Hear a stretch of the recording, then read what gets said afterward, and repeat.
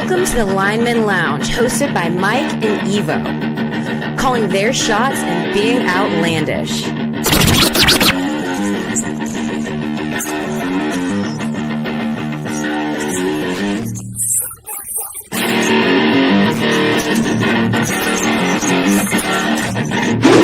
Breaking news from the Lineman Lounge. My fantasy football team just took a huge fucking hit.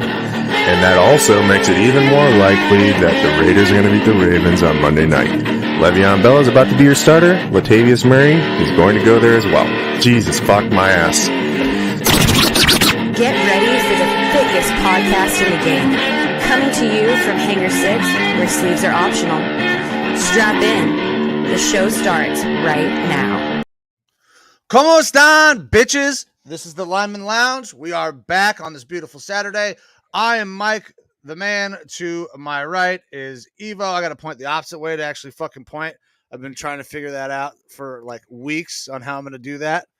But yeah, we are back on a Saturday. Beautiful Saturday. I am ready to fucking go. We got a bunch of shit going on today. College football going on right now. We're going to talk U Sports, baseball, and we're going to do a little recap of week 3 of the NFL and dive into week 4. We're going to give you some picks. I finally got the better of Evo last week. However, neither one of us were still doing very good on our bets. We're trying to do better for you guys. I want you to win money. I want to win some money. But we're gonna break all that shit down, and we're starting to finally figure out, I think, who these teams are in the NFL. But Evo, how you doing, big guy? How's the weekend been going? And are you excited for tomorrow? Because I feel like we're gonna actually know who people are after this week's games.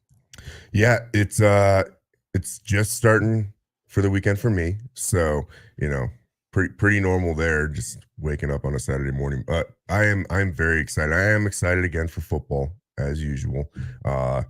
It's going to be a fun week 4. It is when we really start to figure out what football teams are this season, because things like I believe I even said it last week. Things kind of get broken down into 4-week segments. Into 4 weeks, yeah. You start to figure out who teams are in 4-week segments. So once we actually see this next weekend of football, we'll actually kind of get an idea of what's going on here with the football teams. Because, like you said, it was a rough week last week for betting as well. We had upsets. We had just weird scores happening. So it's definitely been tough betting so far this year. But we will definitely try to get back on track, because we don't want to be giving out bad information. We're obviously going with our gut as best as possible. So we'll see. Yeah, we had there was somebody that now works down there at Fort Huachuca with you. I know from my time in the Army in Georgia. Apparently not happy with my picks. Was letting everybody know about it as well. Well, it was the biggest complaint that I've heard so far was, Mike's there in Ohio and he's talking about how it's going to be bad weather at the Brownies game. It fucking was bad weather. Okay, the rain stopped, but the wind did not fucking slow down. There were like 4 missed kicks that game. So, and listen, the last play of the game, they score a touchdown on a play that shouldn't have happened. Well, what do you want me to do? I can't predict that. If betting were a perfect science, I would fucking not have a job, and I wouldn't be going to college. I would just be gambling on sports. Okay. But that's not the way life works. I got to go to work. Even though my job is very, very simple. I got to do a lot of things that I don't want to do, but I have to do because, well, gambling on sports is not a perfect science. All right. But we'll get off of that. You guys can get off my fucking nuts, and we'll start diving into kind of our show for the week. All right. We'll start with youth football and youth sports, kind of like we always do. And it was a very good week for us out here in Ohio. Graydon's Menor team, Menor Silver, ended up taking on the Riverside Black squad, and it was not a game. And I'm a little worried about that when Graydon gets to high school. So Graydon is probably going to end up going to Riverside High School based on where our house is being built and things like that. Right now he's playing with the Menor team, and we beat the absolute brakes off of this. 41-0, running clock the entire second half to make sure we speed the game up. It was ugly. Hopefully those boys over there at Riverside get better as the years go on, and Graydon is, having a good time, and they're winning a lot of games over there at Riverside in that group. But it was not even fucking close this weekend. It was, I do all the video, I do the tape for the coaches for the games. Every time Riverside was on offense throughout the first half, I didn't have to move the camera. They didn't gain a single yard. It was tough. It was very, very tough. Not a single yard. Not in the first half. Did not gain a single yard. I did not move the camera. That's painful. Yeah. As a coach, you got to be thinking like, what do we do here? Like, we're very clearly outclassed. How do we keep the kids in this game and keep them motivated and keep trotting them back out there to just go get nothing?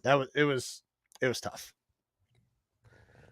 Yeah, hopefully things turn around there. But this is a tough one. That's just a tough one. Because it's tough to make any sort of like a speech, be like, we can do this, we can be better, guys. It's like, we're gonna rally around and we're gonna come back down, 20. I think they were down 26 in the first half. Well, that's youth sports, I guess. Sometimes that happens. Sometimes it does. Sticking with the youth sports theme, though, we have got another youth spotlight. I'm very excited to kind of get this young man his opportunity to shine on our show. So we'll get into some of his information, and then we'll go ahead and play his highlight stuff off of his huddle. We'll make sure that we toss a link to his huddle in there as well. Tag some schools and all that stuff. So the young man we are going to be talking about is Michael Turner. He is a senior in high school, goes to Tri Center in Iowa, plays running back and a little bit of safety. We'll see, I think, one clip of him at safety on this. 6 foot, 275 pounds, good runner, qualified for the 100 in state. And this young man is hopefully trying to get a preferred walk-on spot to Iowa or Iowa State. But we're going to go ahead. We're going to turn on some tape. We'll break this down as we're going along. Once again, this is Michael Turner. Oh, yeah, Michael, if you are watching this and when you see this clip, go make sure you go to your huddle and change the way that you spelled your name, because it's Michael Turned right now. Don't worry, we won't give you too much of a problem with that. But just want you to know, make sure you go change that so that way when we get some college coaches looking at you. All right, let's screen share that. It sounds like he's also been all-state in baseball and basketball. Yeah, kid's an athlete. So multi-sport athlete, which is always good to see. And like you said, running back and safety. So it's good to see playing both sides of the ball, because that's definitely something that college teams are going to be looking for, is someone who can play multiple positions, not just only help them in one spot. All right, and let's go ahead and get this thing kicked off. You see Michael circled here. He's in the backfield. Okay, between the tackles, finding little creases. I like that. Stiff arm, nice. Juice to get to the outside. Puts it in the end zone. So this is what I love. I love the fact that he's not afraid to just go between the tackles, finds a crease, and just fucking hits it and goes. Little DB. Yep. And Jumped it there. Jumped the flat. House. Athlete. Can run. So I like that. Once again, right in between the tackles. Nobody there. He's quick enough to outrun these guys. Nice little cut back there. Get the edge. Obviously, the line's doing some good work for him. They're creating some good holes. And you don't need to do something fancy in high school. If you've got the gap, the hole like that, just go ahead and go north-south and use your speed. Obviously, he says it's got 4 or 5 speed on here, so you might as well use it. Long strider right there. And just go ahead and hit the hole, take it north-south. Absolutely. That's what I love. We get one move. I get one move, and I'm upfield. I'm getting my yards. So give me Michael Turner all day on that. Once again, out of Iowa. So Tri Center has got a kid right here who can absolutely ball, it looks like. Yeah, and not accepting the arm tackles. That's definitely big with running back. A lot of times, I love this direct snap. They know it's going to him. Gets stopped in the hole, spins out of it, keeps fighting, gets in for 6. That is a spectacular play.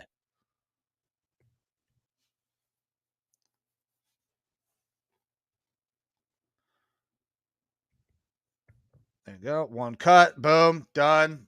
Count it. That's 6. House calls all day. Sets him up.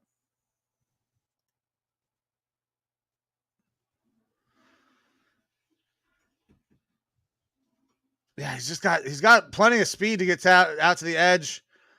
Decent angle there, gets him hung up, but man, and I love the fact his linemen are doing a great job for him, and he's using his blocks.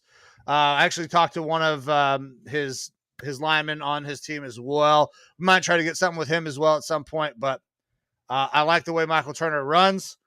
I'm a big fan of running backs that will have no problem taking it in between the tackles, running where there is space. Like if you find a hole and you got to make that cutback, make the cut, take your one cut, get upfield, make hard yards. I love that about any running back, really. That's one of the reasons I love Nick Chubb. He will run you the fuck over. Has no problem cutting back against the grain. So shout out Michael Turner. Make sure you change your name on your huddle. And yeah, that kid looks like he can play. We'll make sure that we tag in here Iowa State, anybody that we can find from there to get him some looks. But listen, if you don't get one of those preferred walk-on spots, somebody maybe at a lower level is probably going to come calling, hey, we'd like to offer you a scholarship to, this D2 school, NAI, D3. I mean, I would try to avoid D3. They don't give you any money for scholarships. NAI does, D2 does, 1AA does. But hey, anything that we can get going in his direction, I'm all for.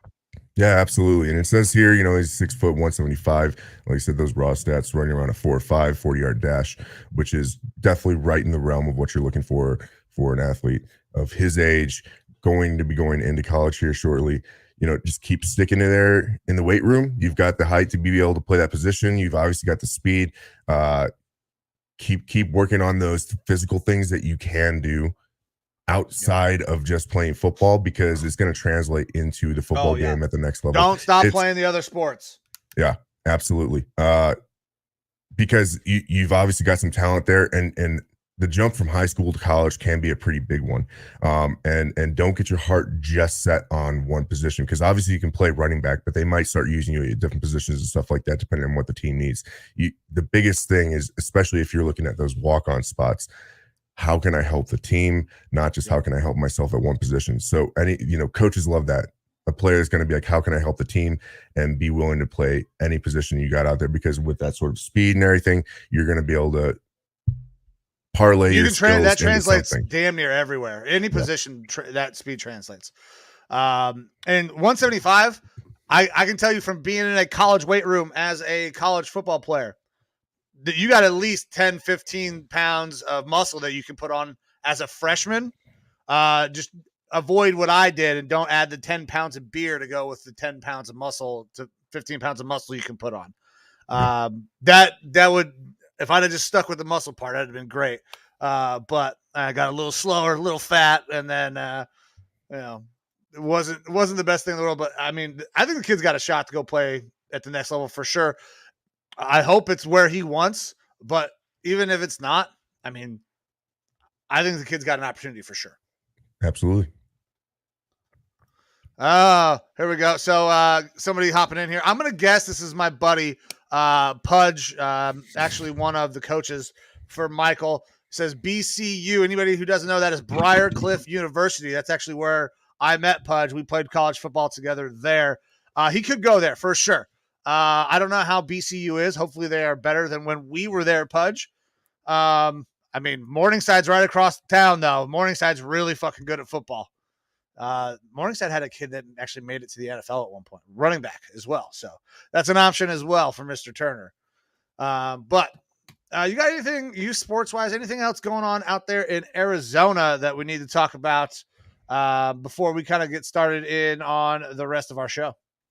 No, nothing really major going on out here. It's normal high school balls being played. We're seeing a little bit less of it because of the local Cool FM online channel. I guess I heard they got shut down. Their games and stuff. So it's just here for the Sierra Vista Unified School District is telling them that they can't broadcast their games. So, but everyone else is all the other schools are letting them show their stuff. Of So course they are. you're getting a little bit of limitation as far as being able to see some of the super local stuff, but Right. no, nothing else major really going on down here.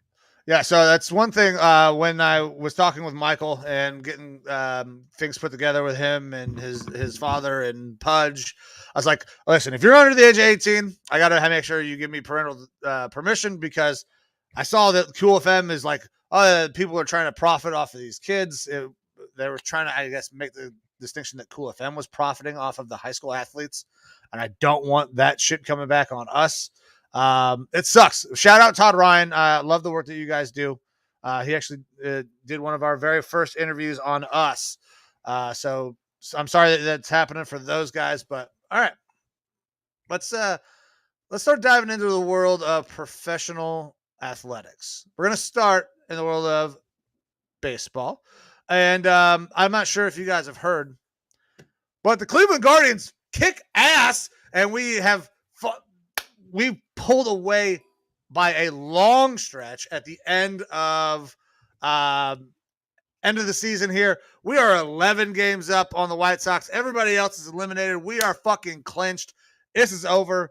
And I'm so goddamn excited. I cannot wait for October baseball. The youngest team in baseball is going to be incredibly exciting to watch. They could be a surprise. I think they can clip at least one of these teams in the first round, and I'm so excited for October baseball, man. I know your season's over, so you're ready to just move on to football, but the writing was on the wall there, and I think that the writing was on the wall for the Central. I mean, you did have the White Sox, their manager not coming back for the rest of the year, which sounded like a big positive for them. But at that point, it's pretty much already done for the Sox as well. And I think that both the Twins and the Sox, the other teams that were in that AL Central hunt, have kind of saw the writing on the wall, and they're like, okay, it's done. It's going to be tough to keep the players on board with playing hard other than for themselves at that point.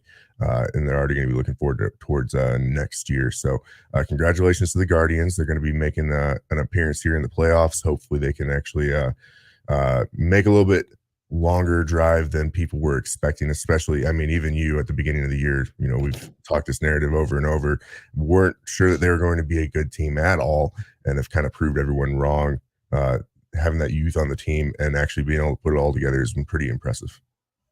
Yeah, it was very unexpected. I am very excited the fact that all came through and came to fruition. Man, I couldn't believe that it happened. Now, basically, every spot is now locked up in the American League. Yankees have clinched. The Jays are in. The Rays are in. The Guardians are in. Astros are in with home field advantage. And the Mariners were able to get their shit taken care of last night. They are in the American League. Out in the National League, Mets are in. Braves are in. Cardinals are in. Dodgers are in, but we have got a bunch of teams still fighting for that last fucking wild card spot. I think the Giants are probably out. They're 5.5 games back, but we've got the Padres, the Phillies, and the Brewers all within 2 games of each other coming down the stretch. So that's going to be a very exciting race to watch. They should have about, 5 games left each. Let me double check the standings here. 157 games. 5 games, 162. So that's a very tight race. Anybody can still come out of that thing. I'm not too worried about that side just yet because, my Guardians have got to make it through the American League first. But let's continue talking about American League baseball. Aaron Judge hits home run number 61 for the Yankees. What is the significance of that? Is there a significance? Does it matter that this is the American League record? This is the non-steroid record, according to Roger Maris Jr. How are you feeling about this? I mean, congratulations to Aaron Judge. I mean, he's obviously been having a phenomenal year this year. It's a little overshadowed by the fact that, Pujols was able to get past 700. Now he's at 701 for his home runs. But, obviously for the American League, it's a big deal. It's the steroid era of baseball, as we know it, is over.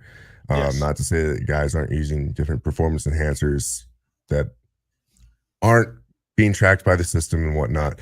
But I mean, obviously Judge has been having just a phenomenal year, hitting lots and lots of dingers, which is even more impressive with the way that some of the rules have changed. Things have changed with baseball in general. So congratulations to him. It's just been more of a storyline on top of that Yankee season, which, you know, the Yankees have obviously been phenomenal this year. Yeah, completely dominant at the start, terrible in the middle, and then they're starting to kind of hit their stride again going into the playoffs here. Yeah. I've seen some pundits out there saying it's not that big of a deal. I think anytime that you start to get into any of these record home run hitting type seasons, it's a big enough deal. I mean, it's going in the record books. It's worth noting. But as athletes continue to just get better and better and better, you have better off-season recovery, you have better training, you have better supplementation in order for recovery and stuff like that. We're going to continue seeing these records pushed further and further. So it'll be interesting to see how this goes without just a pure juice type era in baseball. I feel like people are going to kind of recognize what Aaron Judge is doing this year as quite possibly the best hitting season that's ever happened. He has a chance to win the Triple Crown, which is incredibly hard to do. Now he's not hitting, a crazy high average, but he's over 300.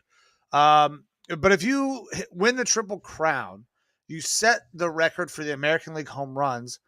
And there's a lot of people who are saying this is the most home runs ever hit by somebody who's not on the juice. This goes down as quite possibly the greatest hitting season that's ever happened.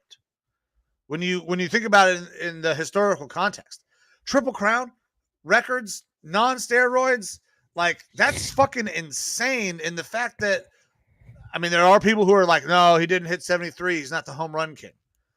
Okay, trust me, I get it. Barry Bonds had to hit a lot of baseballs a long ways. He had some help, but he still had to hit them. I understand how incredibly difficult playing the game of baseball is. I think it's probably the hardest skill game-wise. Well, that and golf, because golf is also incredibly fucking difficult. The difference, though, is golf, that is all you're doing. You're hitting a ball. And you're hitting it 65 plus times in a day over a couple day weekend, whereas in baseball, you're only getting a couple at bats a night and you're playing the field. It's a mix of skills there. So it definitely isn't the same, but you also aren't having the golf ball come at you at 90 plus miles an hour. Right. And have to hit it away from you. Yeah. The ball's just fucking sitting there. Stuff. Yeah.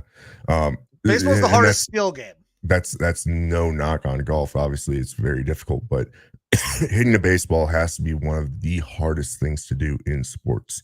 And then to hit that ball hundreds of feet outside of the park. You have to square up a round ball with a round bat and hit it hard enough to send it possibly 400 feet. Yeah. Like, it's insane. And the fact that we're not talking about Aaron Judge possibly having the greatest hitting season that's ever happened, I think is a little interesting to me. There's going to be the steroid, non-steroid era thing, right?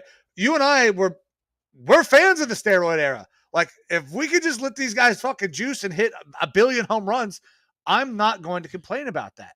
But I think that people are missing how big of a deal this is. If he completes the Triple Crown while breaking Roger Maris's record in the American League and not being juiced, that's a huge fucking deal. That is something that I don't know that we will ever see again. That it's that important. But I think that's kind of getting lost a little bit. Not that, the Albert Pujols thing hasn't been amazing. I think that Aaron Judge has been a little underplayed because there are numbers that are higher from that different era of baseball. Yeah.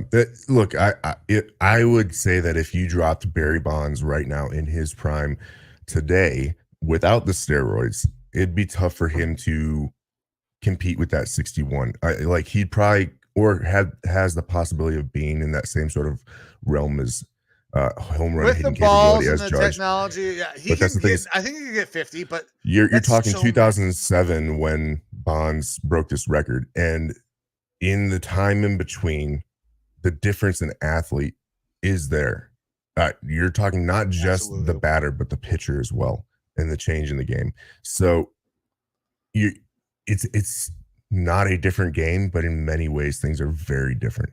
We see this in other sports like the NFL. The Athletes are better now. The way that players train, the way that they recover, they're faster, they're stronger, they're bigger, is a different type of athlete as we biohack more and find ways to become more athletic human beings. We're basically trying to make a bunch of fucking Captain Americas without the serum. Like, when you are talking about athletes at that level, that's exactly what we're talking about. That's what they're trying to do. Like, the things that we can do now as athletes are insane compared to like that. People would think you're a freak if we sent you back in time. If we sent Shohei Ohtani or an Aaron Judge back in time to play with Babe Ruth, they'd be like, what the fuck is this unicorn? Like, the people don't look like that. People don't exist like that. There's not that caliber of athlete. There are very few guys back then who can do and could play what they're doing now. Now, the gap between Bonds and Judge is not nearly as big. But there is a gap in athlete. Even I would be willing to say that Judge is probably a better athlete now than when Bonds was even still juicing.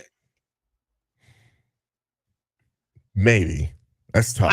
I think Barry Bonds was a better hitter. That's why he was able to hit 73. He was a better contact hitter. He had excellent hand-eye coordination. That's why he got that many. But I think Aaron Judge might be a better athlete in terms of being able to run, field, his arm strength, and he's a really good fucking hitter. Now, I'm not going to take anything away from Barry Bonds. Barry Bonds is like a 7-time MVP. The man is insane. He's probably regarded as one of the greatest baseball players of all time. He would be the greatest if it weren't for the steroids. But yeah, I don't know. So let's see here. They need to let only catchers be on the juice. Listen, I got no problem with anybody juicing. I don't know what it's going to do to your body. It may kill you before you ever get to really enjoy all that money that you'll probably earn from being on the juice. I don't have a problem with it, but it's illegal. Like I said, it's tough. Like I think the steroid era was awesome for baseball. It basically saved baseball. And then Evo, you look like you're a fucking robot right now. Can you talk? Probably not. Oh, I got a little. You're good. You are slightly frozen now. Yeah, I don't know what your fucking internet has been dog shit recently. So, yeah, cool. We blocked that guy, the NFL Game Pass guy. Yeah, fuck that guy. All right, so let's get off of baseball. Let's start diving into some. Let's dive into college football. We got college football going on right now. Some big games actually this weekend. SEC is actually starting to play some decent competition. Well, because they're playing themselves and not out of conference. Kentucky, Ole Miss. Kentucky down right now, 19-22, but that is going to be a very good game. Kentucky has got an absolute fucking stud at quarterback. A guy that I don't know that we have talked about enough. That we're probably going to start taking quite a bit of notice of when it comes draft time. So I kind of want to see. I want to go back, take a look at how all of that is shaping out. But yeah, Will Levis is. I mean, he's playing a damn good game right now. 11 for 14, 2 touchdowns. So I don't know if you've seen anything popping up about Will Levis recently. Yeah, I've paid attention to Will Levis, obviously, just because he's going to be one of those quarterbacks that gets talked about in the draft. I believe he actually had like a bad finger dislocation today. I saw a picture earlier of his finger being bent all which ways. It still stayed out there, which is just part of that grit of, playing football. But yeah, he's definitely an impressive quarterback and someone to keep an eye on. Yeah, and you know what? Will Levis was not really on my radar for guys to go ahead and start kind of getting evals on because we love doing our evals. We love doing all that shit when it comes draft time. Actually, really, really enjoy it because when I get to tell people that I know more than they do, and the guy that I tell you sucks at quarterback actually sucks at quarterback, and the guy I tell you who's really good as a defensive back is really fucking good as a defensive back, it makes me feel really nice. But I'm going to have to start paying attention to Will Levis to see if this kid can play a little bit. Obviously, Kentucky, pretty decent school, not a football school, basketball school, but they're ranked 7th in the country right now. Elsewhere in the country, TCU is absolutely beating the dog piss out of Oklahoma. It's not even close. I figured Oklahoma was going to struggle a little bit this year. A lot of change, a lot of turnover. And it's the Big 12. Like that's good football, but it's not SEC and it's not Big 10 football. It's kind of on par with what I would say the Pac-12 is. I think the Pac-12 has the opportunity to be really good at points, but they're not. I feel the same fucking way about the Big 12 sometimes, that they just don't step up the way they should. And we're going to see that with Oklahoma, TCU kicking their ass. Your boys, Minnesota, hops into the top 25 this week, and they're in a fucking dogfight right now. Yeah, they're getting nervous. They're tied 10-10 with Purdue. A little bit nervous. I mean, their best player, Mo Ibrahim, their running back, isn't playing today, which I think is making a big difference because he's I believe 2nd in FBS and rushing yards. That kid is special too. You guys, I thought were going to beat us last year until he went out with the injury. Yeah, it's definitely a fight right now. Purdue gets their quarterback back, Aiden O'Connell, who in I believe like the Big Ten West is probably the best quarterback out there. You know, we're competing obviously with Ohio State's quarterback, but O'Connell's definitely a good quarterback. He's showing that he's able to boost this Purdue team a little bit. That's 2-2 right now, 0-1 in the Big Ten. But my Gophers are undefeated right now, 4-0, 1-0 in the Big Ten, and finally got a little bit of credibility here, being ranked 21. Finally, right? Yeah. So this game now that it's tied, you know, we were losing up until we just got ourselves a touchdown here, a rushing touchdown to go 10-10 now. In I believe the third, yes, still in the third quarter. Still in the third. We'll see if we're able to squeak out a win here and how that's going to affect our standings going forward. I'm super pumped for the Gophers, you know, continue to row the boat. And hopefully they're able to pull out a win here, even though they're down their main man. I like PJ Fleck, man. He's a good coach. He's an interesting coach. I know that people have kind of talked about him and maybe making the transition to the NFL, and I don't think that's. Don't do that, PJ. That is not your scene. Learn from Urban Meyer's colossal fucking mistake. That is not your scene, PJ. You are a college coach. He's a great college coach, and what I really like about him is that he's a great recruiter and manager of his team. He lets his defensive coordinator and his offensive coordinator do their thing. They run a great show there, but he doesn't get super involved with them and trying to dictate exactly what they do. He trusts those guys and lets his OC and DC do what they're going to do. That fucking light was really bright. But he's also a master motivator. That plays so much better in college football than it does in the NFL. Like, guys don't need the rah-rah bullshit when they're in the NFL. They don't necessarily want that either.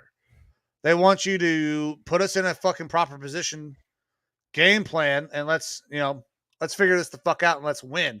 I don't need you to get me hype. I'm hype enough. I'm making $50 million, right? Mm-hmm.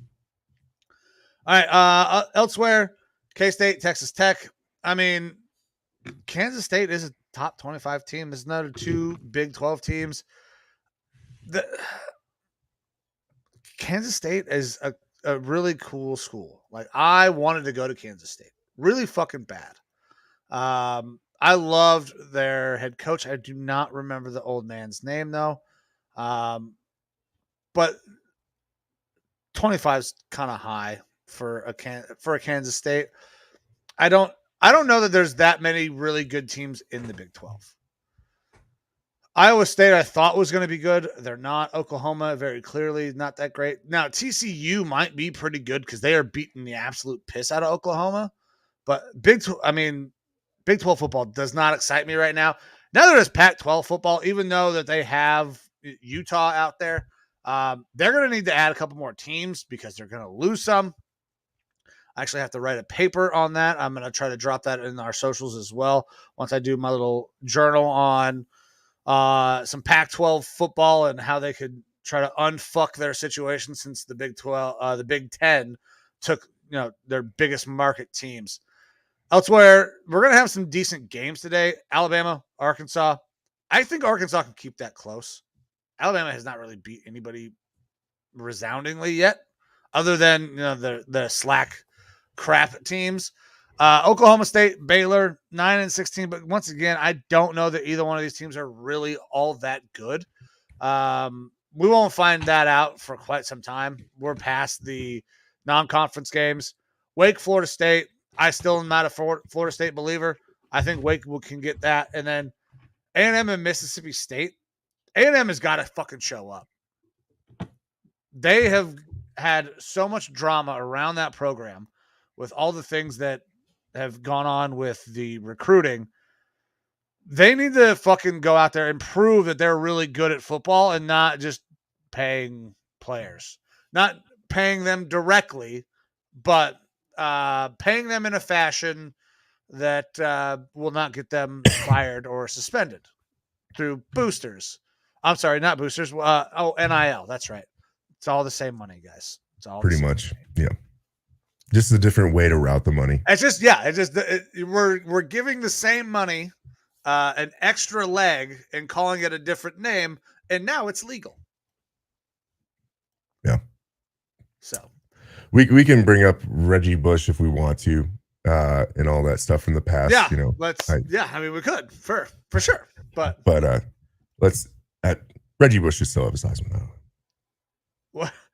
Yeah, he needs to get that motherfucker back. It's bullshit that he doesn't have it.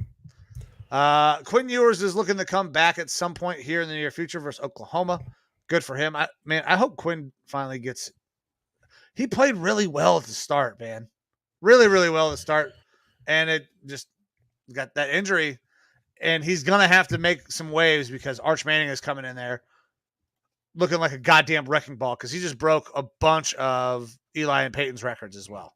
Sure did. For high school. And that's the thing, like we've already talked about this, but the chances of Quinn staying there are probably pretty slim. So he really has to show out this year in order to possibly transfer again and find himself into a good situation where he can really show off and possibly make it there to the NFL. I mean, the eye test has shown that he can play ball. He can play ball at this college level. Obviously, he was very much so hyped going into college football when he originally went there to Ohio State. Well, he skipped his senior year. But he's I don't want to call him old news, but he needs to make sure that he can go out there and play in these programs while he can to try to make that name for himself to keep himself relevant. All right. Anything else college football wise? Are we ready to dive into the NFL? Because we've got some shit to talk about. And at some point, I'm going to get very angry in our NFL segment. I guarantee that is going to happen today. Especially with producer Amber is an absolute fucking stallion of a producer. I won't tell you where else she's a stallion. That's none of your goddamn business, but it is mine. And I'm gonna send this article over to you because this is fucking wild that this has gone on. But yeah, I'm gonna get very angry. Are we ready to? You want to start with a recap of week 3, or are we going to recap as we go along, or should we just hop into the Thursday night game? And we can go Thursday night and recap as we go along, because otherwise, we'll be sticking with a bunch of these stories for quite a while. Yeah. So I'm going to send this over to you right now then, because this is important for our Thursday night game. While you get that, I am going to go grab a spitter and some nicotine because I'm going to need it. This is going to be a Thursday night's game is not. It was a good game, but it's going to get ugly, and it's going to get real fucking ugly. Yeah. So Thursday night was set up to actually be a really fun game to watch. It was Cincinnati Bengals versus the Miami Dolphins in Cincinnati. It was the Bengals wearing those whiteout uniforms, which are pretty fucking drippy if you ask me. They look pretty sweet. But big story leading into this was Tua Tagovailoa.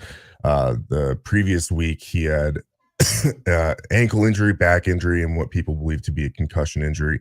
He did go into the concussion protocol and left that concussion protocol. But people were definitely worried that maybe he was still concussed because of some of the things that happened on the field. He looked like he was having difficulty standing up, kind of moving around.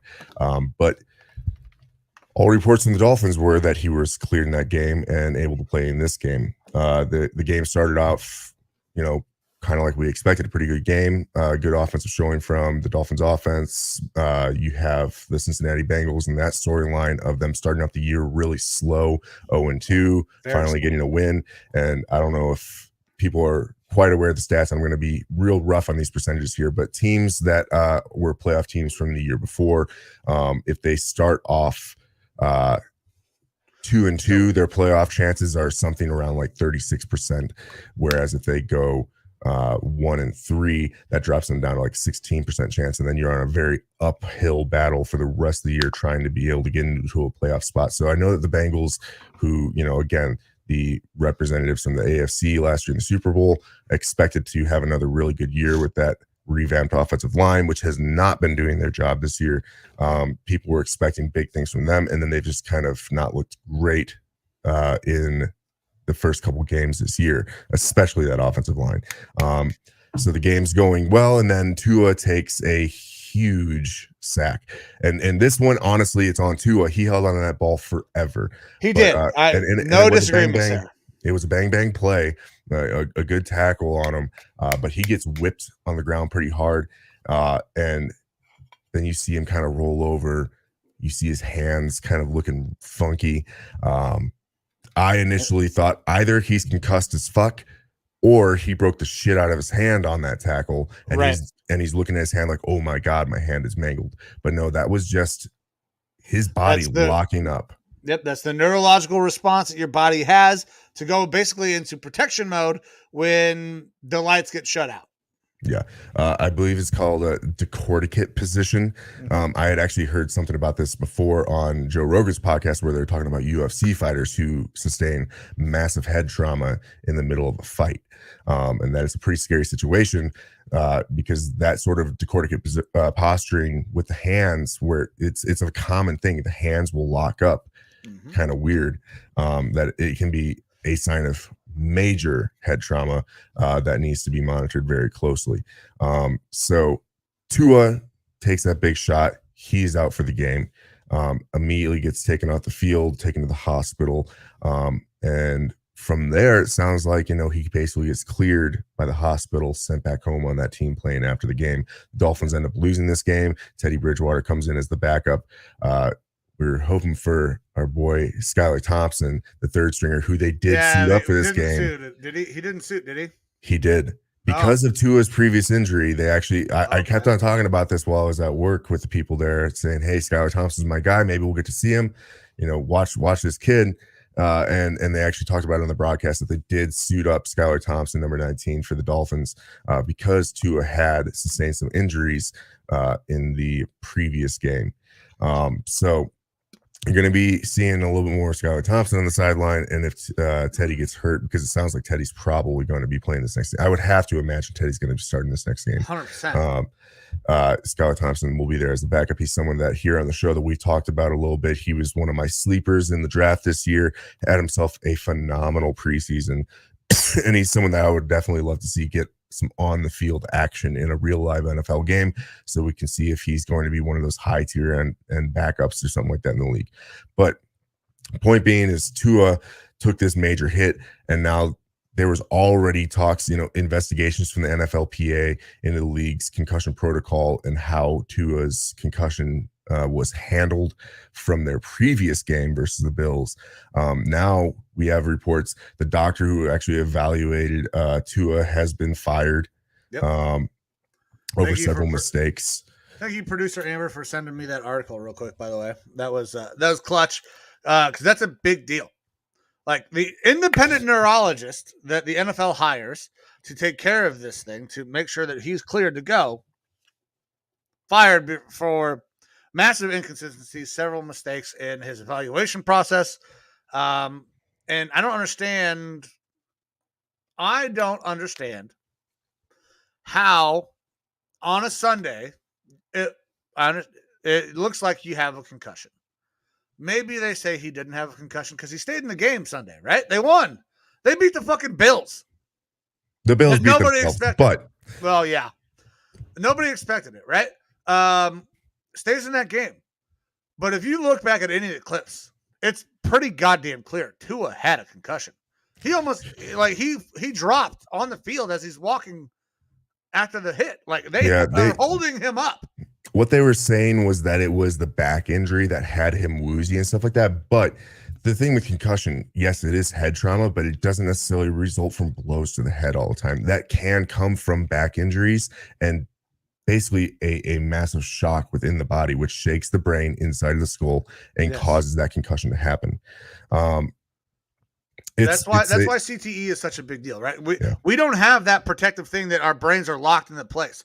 If your body gets jarred, your brain has the potential to bounce against your skull and cause a concussion.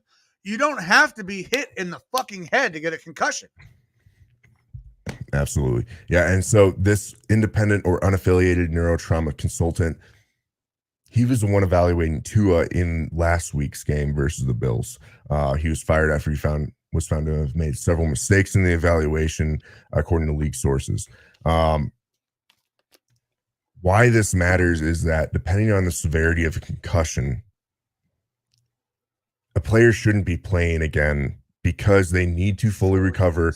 It makes you more susceptible to concussions if you have had a previous or recent head trauma. Yep. And they kind of compound on top of one another. So if he did, in fact, have a concussion in that Bills game, which we're not doctors, no, but most people believe. I've had a concussion. I know. I've had a lot. Yeah, he had a concussion. It looks very much like a concussion that I have seen before. I know what it feels like. It fucking sucks. You think that you're fine. Like, I was talking about it with my mom the other night. We were recapping what happened when I had my really bad. I got taken off in a stretcher as well because I had a concussion. I was telling the story. I was like, yeah, I was trying to get up and I couldn't move. My mom was like, your dumb ass wasn't trying to get up. You didn't fucking even wake up until the ambulance was there. So you think that you're able to do these things. You think you're doing these things. You're just not there. It's a scary situation. Yeah. I've had at least 4 concussions, one major that did send me to the hospital, which was not football related. That was actually me pretending to be Batman, head diving into a concrete floor. Nice. But then I've had multiple while playing football. And it's the times that you take really big hits and you get rattled and stuff like that, that usually is pre-concussion symptoms, things like that. Mm-hmm. I mean, shit, it's something y'all probably can't see, but I've actually taken enough headshots from football that the musculature in this side of my face actually struggles on top of my forehead, where if I'm not fully paying attention and aware, my eyebrow droops down over my eye. And I start to actually have a slight loss in vision from taking enough hits to the head. You encounter a lot of these hits in football, and now it's crazy to think about. I played high school, before high school, all this sort of stuff. You've got these athletes that have been playing forever. They've absolutely taken concussions. We didn't think concussions were that bad back in the day, but you're seeing how it can affect these players on the field. It's a super scary situation when you see a guy basically locked in almost like a rigor mortis style position from taking that sort of a blow. And then to now find out that he was misdiagnosed in the previous game from something that seemed pretty apparent to everyone else. For him to have the ability for a team doctor, for someone to have not been evaluating this throughout the rest of the week leading up to this game, and for him to get back into another NFL game where you are extremely susceptible to more injuries like this. It's pretty scary. It's something that's going to be talked about here for the next couple weeks, probably, or until Tua is back, which I don't know when he's going to be back, because right now the timetable is indefinite. With this bad of a concussion, you could see a guy out for 3-4 weeks plus. I mean, if it's bad enough where a guy's long-term health for the rest of his life is in jeopardy, you're talking about a season sitting out when it's that 100%. sort of bad. I mean, that's how, was it Trent Green? That's how his career ended, was due to multiple concussions. You see it every week with Troy Aikman. That boy is semi-retarded because he's taken so many concussions. And I know it's kind of a joke, but realistically, you look back at Troy Aikman, that guy constantly got concussions. And they ramped up through his career because he would get one concussion, and then that would make the next concussion that much easier for him to get. And maybe he's just not the best sideline reporter or analyst or whatever on the TV. Maybe he's always drunk. I don't know. But the way that he acts sometimes on TV, you're like, man, it seems like the concussions is getting to this guy. Yeah. And it's a joke, but it could be real because he's taken a lot of concussions. Back when he played in the 80s and 90s, concussions weren't looked at that big of a deal.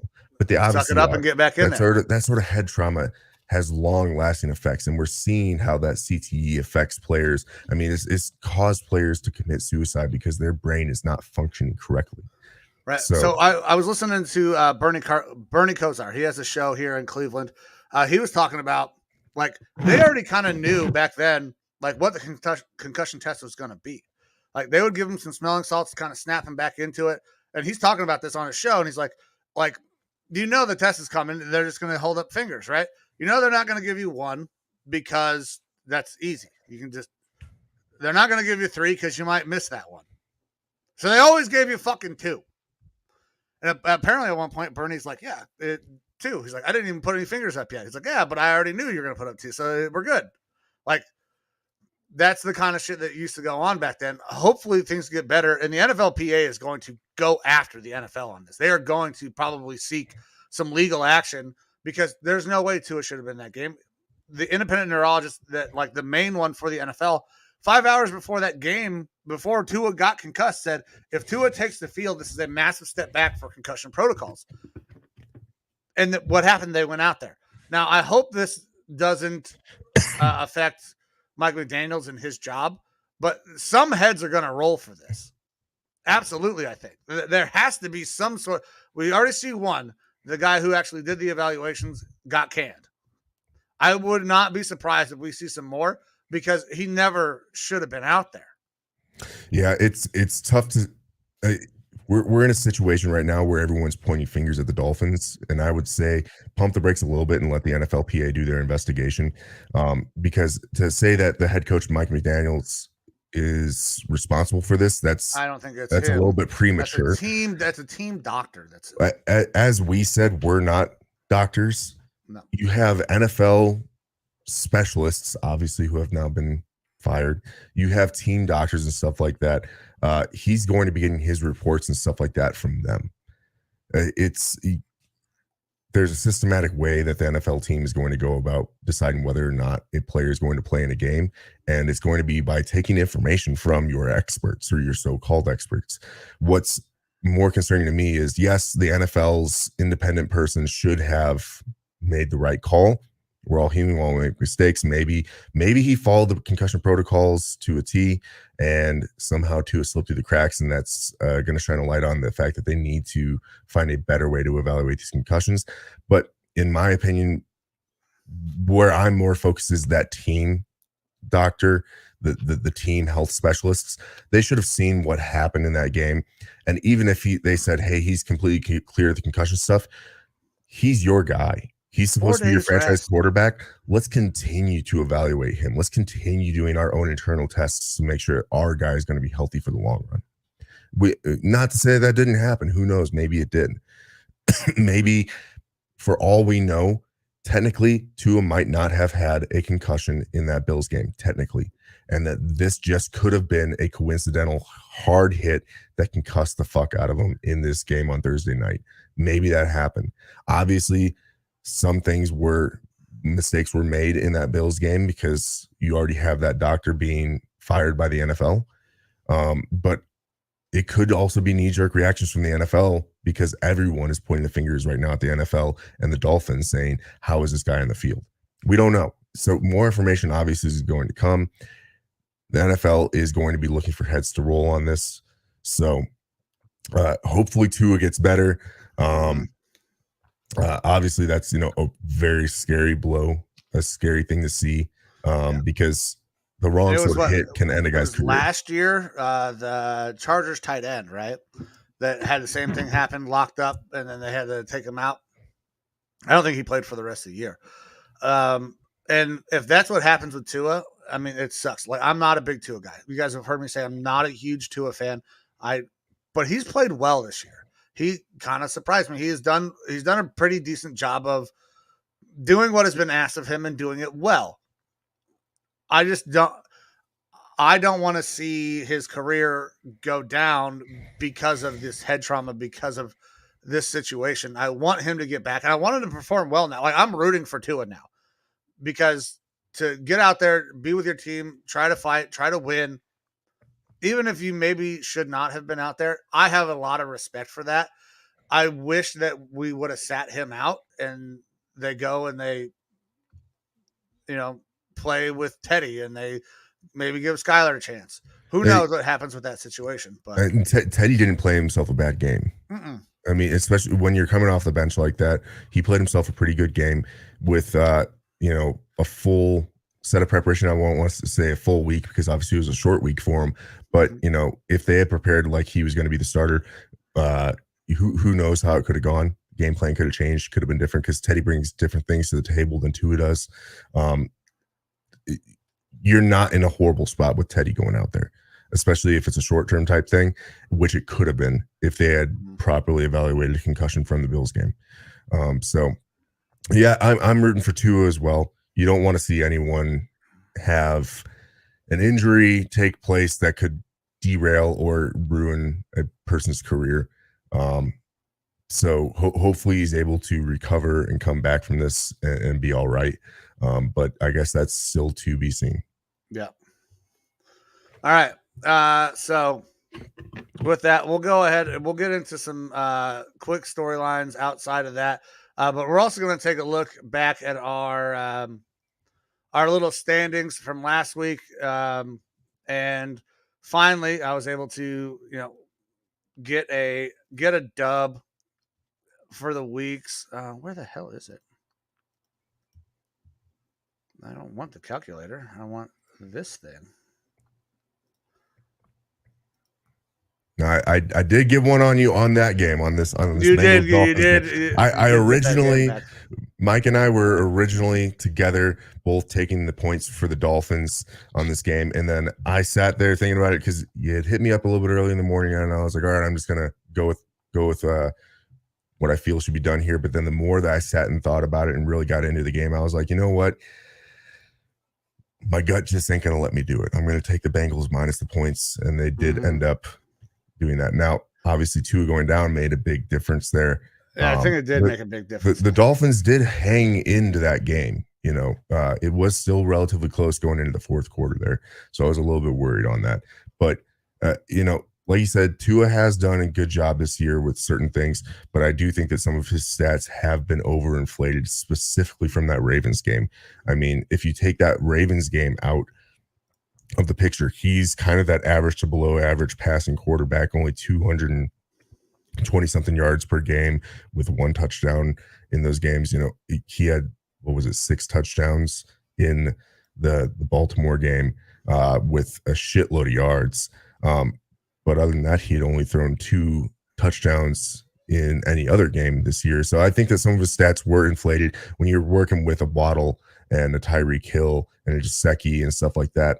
It actually is going, an average quarterback is going to look a lot better. We saw it with Case Keenum in the Vikings where they had Stephon Diggs and Adam Thielen and stuff like that, and he was looking like a phenomenal quarterback out there.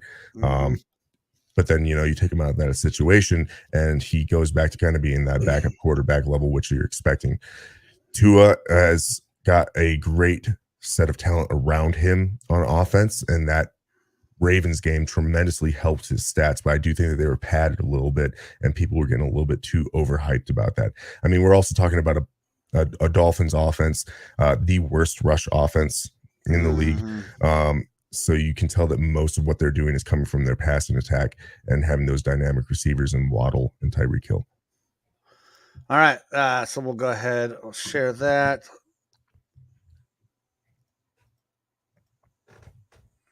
No, cancel. Get out of here. Let's see. All right. So there are our picks. Actually, I'm going to zoom in one more time. Our week 3 picks. So this week I did not go negative. I did finally break even on a week. Browns money line had that. Both missed on Houston. There were a couple games that I think everybody fucking missed on here, and that would be the Chiefs minus 5.5. You had Chiefs money line. I had the Bills money line. You had Bills money line. I'm not sure too many people other than a couple of homers would have picked those games right. I don't think anybody was expecting those to turn out the way they did. I did think the Patriots would get a win. They stayed in that game for quite some time, but Lamar balled out, man. He's on another MVP season type move right now. Missed on the Saints. We missed on the Chargers. I don't think, I thought the Chargers would still play well. Herbert is still banged up. We both had the Rams. Kyler did not play great. Thank you, Call of Duty. I was a little shocked the way that Green Bay game turned out. They played better than I expected. Tampa just had no fucking weapons. Niners did not get it done. We were both expecting Cooper Rush to fall back to earth. He did not. He continues to win. And then we talked about it. The Lions giving up as many points as they were giving up was too much. They played you guys very, very close. We kind of expected a close game there. And they did exactly what they had to do. At least for our bets, they didn't get the win, but that team is pretty goddamn good up there in Detroit. I still think they are a potential playoff team. So yeah, absolutely. That's honestly, and as much as we love Dan Campbell, I think that he's the type of guy too that is understanding of that constructive criticism. He's very critical of himself. They were taking every fourth down, they were going for it, and they were winning most of the time. And they're at the end of the game, instead of going for it on fourth down, which would have possibly sealed the game for them had they converted, they ended up going for the field goal, didn't make the field goal.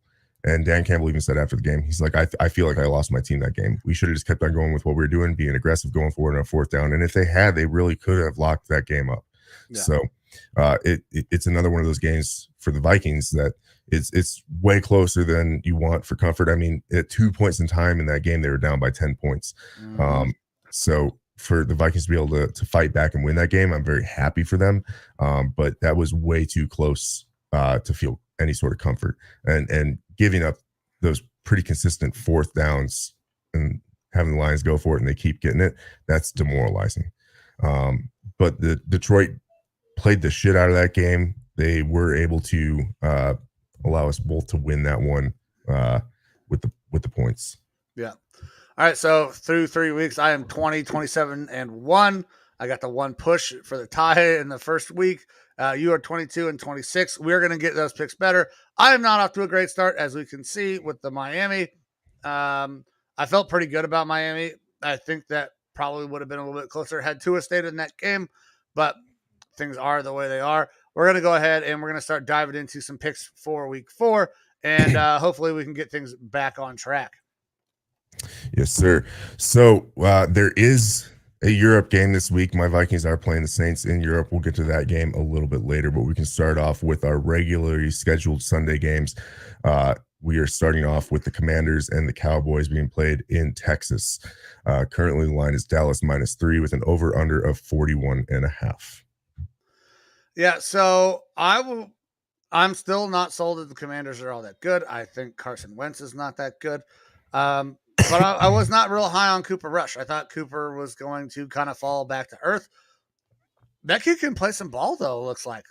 He threw some really good balls. If, CeeDee Lamb catches that fucking over route. This game, Cooper Rush has a fantastic stat line because he probably scores there. He's wide open, and I like CD beating one guy in space, but Cooper Rush has played very well. So I'm gonna have to go.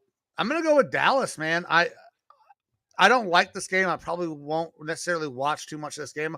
I'll go back check out some highlights, but I'm gonna stick with Dallas. I'm gonna ride this Cooper Rush train until he proves otherwise, because I'm still really not sold on the Commanders or Carson Wentz. I'm not sold on either team. This is one of those games that, like, it's like any Commanders game. I just don't really care about. Credit to Cooper Rush. He has been showing that he's at least a solid NFL backup quarterback. But even against the Giants there, I mean, the Giants made it a game with them. That Cowboys defense is legit. I am not a fan of Carson Wentz. This one's a real tough. There's a lot of tough games for me this week, honestly.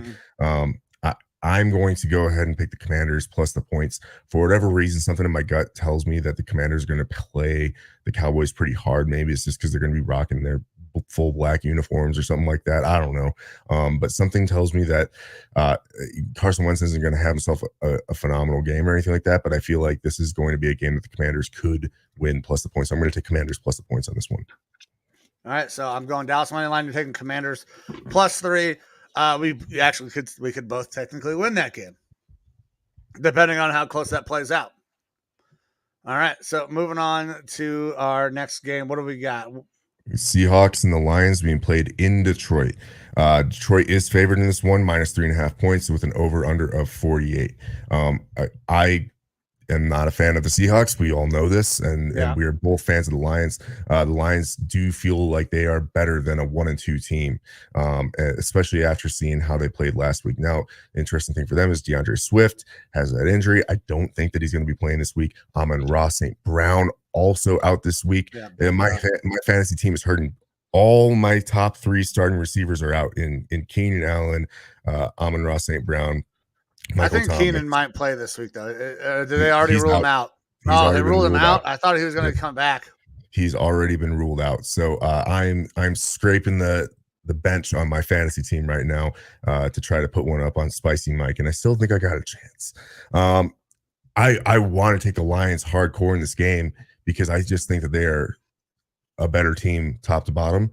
It's tough because of those injuries with Amon-Ra being out and with DeAndre Swift probably not playing. I do like Reynolds as a backup running back. He's kind of, I like Williams. After watching Hard Knocks, you got to like Reynolds. And Williams, he has just been getting tons and tons of those goal line carries and touchdowns and stuff like that.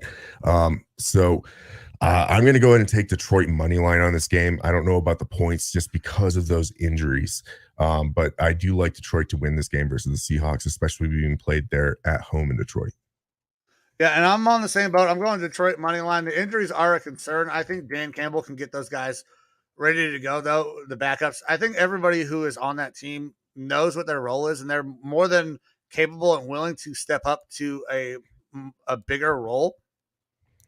I don't think we'll ever talk about a Dan Campbell coach team with guys who are not ready to go, not ready for the moment. So I'm going to go with Detroit on the money line as well. The injuries are a concern, which is why I'm not taking them with the points. I think if this is a normal week, they spank the Seahawks, but because of the injuries, I'm gonna go safe. I'm gonna play Detroit on the money line there. All righty. Our next game, Titans and Colts being played in Indianapolis. Colts coming off of that big win last week versus the Chiefs. Again, that kind of felt like the Chiefs beat themselves on that one. Yeah. Same thing with that Bills-Dolphins game, right? But the Colts did come out with the big win there. You're seeing Torres out here rocking his Colts flags all over his vehicle out of nowhere. So the line right now is Indianapolis minus 3.5, over under of 43. I am actually going to be taking the Titans plus the points on this one, though. I don't want to call it a fluke what happened last week, because obviously they were able to maintain themselves in this game. It sounds like Shaq Leonard, I believe, is going to be out again. Jonathan Taylor, only 286 yards rushing so far this year. Was expecting a little bit more from him there. Back in the box, man. I don't know that he's faced too many boxes with 7 or less. I think most of the time you're playing them, you're getting 8 guys in the box because all they got is Michael Pittman, and Michael Pittman has been banged up. I like Michael Pittman. I don't know that he is a number 1. I think he's a high quality number 2. But I don't know that we're going to see the Jonathan Taylor from last year, because everybody knows what he is. They know what he can do. He's going to see stacked boxes all year. And that Colts offensive line, while not bad, is not a world beater. I wouldn't put them top 5 in the league in offensive linemen. So yeah, that's going to be. Like I said, for me, I'm going to be taking the Titans plus the points in this one. I need to see more consistency out of the Colts, and I need to see a situation where it's not just the Chiefs beating themselves in this one, because I really feel like credit to the Colts for winning the game for sure, but Matt Ryan, I had high hopes for him coming in here and just being an above average quarterback for this team, kind of replicating what Phillip Rivers did when he went there, even though I think Phillip Rivers was worse in his career at that point than where Matt Ryan could be right now. But Matt Ryan just hasn't looked as good as I was really hoping for. And these Titans, they are a good team. They've had some tough losses there, to the Bills and whatnot. But I need more consistency out of the Colts before I'm willing to take them. So I'm going to be taking the Titans plus the points in this one. Man, I want to take the Colts on the money line. I really want to take the Colts on the money line. I just don't know that I trust them yet, because Matt Ryan was supposed to come in and really help that offense from the things that they got last year. And it hasn't happened yet, man. It just has not happened at all, really, that I can see. So I'm gonna have to take Tennessee plus the points. I think the Colts can win this game, but we're not picking just winners. We're picking some bets. I don't think Tennessee will win. I think the Colts will win. I don't know if they can beat them by 3.5 though, because the Colts have not been outstanding in anything that they have done yet. They just haven't. So I'm gonna hop on that same train. I'm gonna go Tennessee plus the points. This is a really good litmus test for both of these teams. They're not where they expected to be at this point in the season. Derrick Henry has not got going. Jonathan Taylor has not got going. If you want to watch a boring ass football game this weekend, I think this is the game to watch.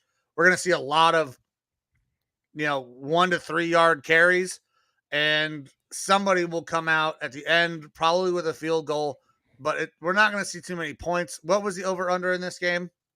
43. Under. Pretty Give me low the player. under, hard on the under. And you know what? Honestly, I am a little pissed at the Colts. They let Rodrigo go, man. I know. That just hurts. Rodrigo hasn't been making kicks though, man. Cool story, good guy, love the glasses, probably fucking slays, but he just hasn't been making kicks. And the Colts are not accustomed to not making kicks. Like, that is one thing that they have had for a decade until Rodrigo came in. Is, do you send a guy out there? Okay, that's 3 points on the board. When you got Anna Vinatieri, that's points on the board. So they're expecting more there, and they're trying out somebody else, and they're gonna see if they can go out and get some fucking points. I think the Colts can win. The smart play for me, though, if we're talking bets, is Tennessee plus 3.5. The hook is what does it. That half point is really what gets me. I gotta go Tennessee plus 3.5. Yep. All right. Well, I have a call coming in from Torres on my side. Oh, it's because I missed the call. I mean, you could put it up, and you could do the old school way of just holding it up to the microphone there. Yep, we'll do this real quick. Torres, I got you on speakerphone live on the Lineman Lounge. How's it going, buddy? What's going on, brother? I hope I'm only watching this on my phone, so every time I call you guys mute. So I don't know if you already got off the Colts. I tried calling Carlisle, but Sleeveless Mike not answering either so phone. you're not going to be able to hear him, but he did see that he missed your calls, I and did see that I missed it. We were wrapping up here on the Colts, but what have you got for us? You still feeling last week's win? I'm gonna say just because it's a division team, and not because I'm rooting for the Colts. Somehow the Colts, when they look like they're down, always have the Titans number. Always seem to be able to do something to the Titans to knock them off. Even when Derrick Henry was running for I don't even know. I think it was 100 yards every single game a couple of years back. And then they played and they're like, just kidding. You're not going to run for shit with us. It's the same way the Texans seem to always have the Colts number whenever, even if they have 0 players. I don't know. I'm rooting for the Colts. It could, on paper, just like how Matt Ryan looks really good on paper with the Colts. On paper, the Tennessee Titans winning does look really good. Being a division rival, I can almost say that I would bet probably 3 figures that the Colts are going to win somehow. Titans beat themselves. Something. Defense is going to come through. Something. But the Colts always do this. So I've got my money on the Colts. And Mike, I am taking it completely personal that you didn't answer the phone.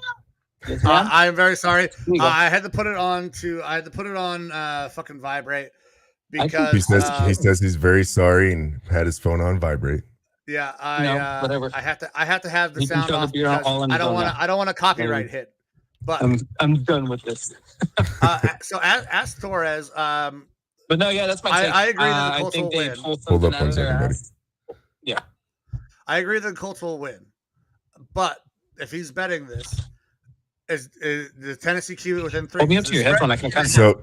So Mike is hoping and thinking that the Colts will win this. But if you were to bet this, Torres, are you taking that Indianapolis -3.5, or would you take the Titans plus the points?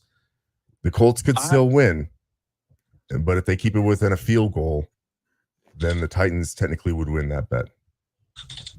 I'm not good. You can even ask Mike. I'm not good at predicting the scores. Usually I call Mike for the scores, like the spreads and all that. I don't know what they're going to win it by. I would hope some sort of landslide, but I think it's going to be a close one. I don't know about within a field goal, maybe a point or two. I would hope it's more than that, just so I feel better, and that way I don't drink myself into a coma tomorrow morning. But I don't know. Yeah, yes, ma'am. Annette, you're here, Romina, right now. Yes, ma'am. Hi, Romina. Over here. Yes, ma'am. I know. I have no idea what the score is going to be or how bad the score is going to be. I'm hoping within points or within touchdowns, but I'm realistically saying they're probably going to win within 1, 2, maybe 3 points. Yeah. All right. So we're on the same page then. Yeah. We're on the same page. We think that this could be a very close game, and that's why both Mike and I are actually taking the Titans plus the 3.5 points. Not saying that the Colts are going to lose, but we think that the game will be pretty close, and that the extra points to the Titans could put them ahead here in this one. All right. Thank you for calling in, Torres. Mike feels bad because he didn't have the phone. He didn't want a copyright claim because he has his Miley Cyrus ringtone or whatever it is. Hell yeah. So got my hands up to play my song. All right. Well, you guys, I'll continue tuning in. I'm actually going to yes, ma'am. I'm actually going to rewind to hear this part. Yes, thank you.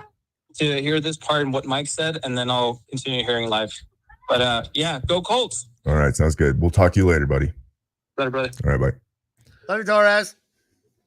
You know what we didn't have to do right there is drink a whole bunch of alcohol. That's true. Next time I'm gonna have to answer so we can do the shotguns. I saw you pulling the high noons out like you were getting prepared for it. Yeah, I was. That's exactly what I was doing. As soon as I saw him hop in there with the comments, which I don't know what this says, I'm gonna display it anyways. I know a little. I know a couple of those words, and we love you, Torres. Absolutely. All right. Always brings a little Latin flavor to the show. Oh, yes. All right. So our next game is going to be the Bears and the Giants being played in East Rutherford, New Jersey. The line is currently Giants -3 with an over-under of 39. That is a very shallow over-under. Yeah. Look, I like how the Giants have been playing. I like what their new head coach has been doing out there for them. Danny Dimes is not great, but he isn't necessarily the problem.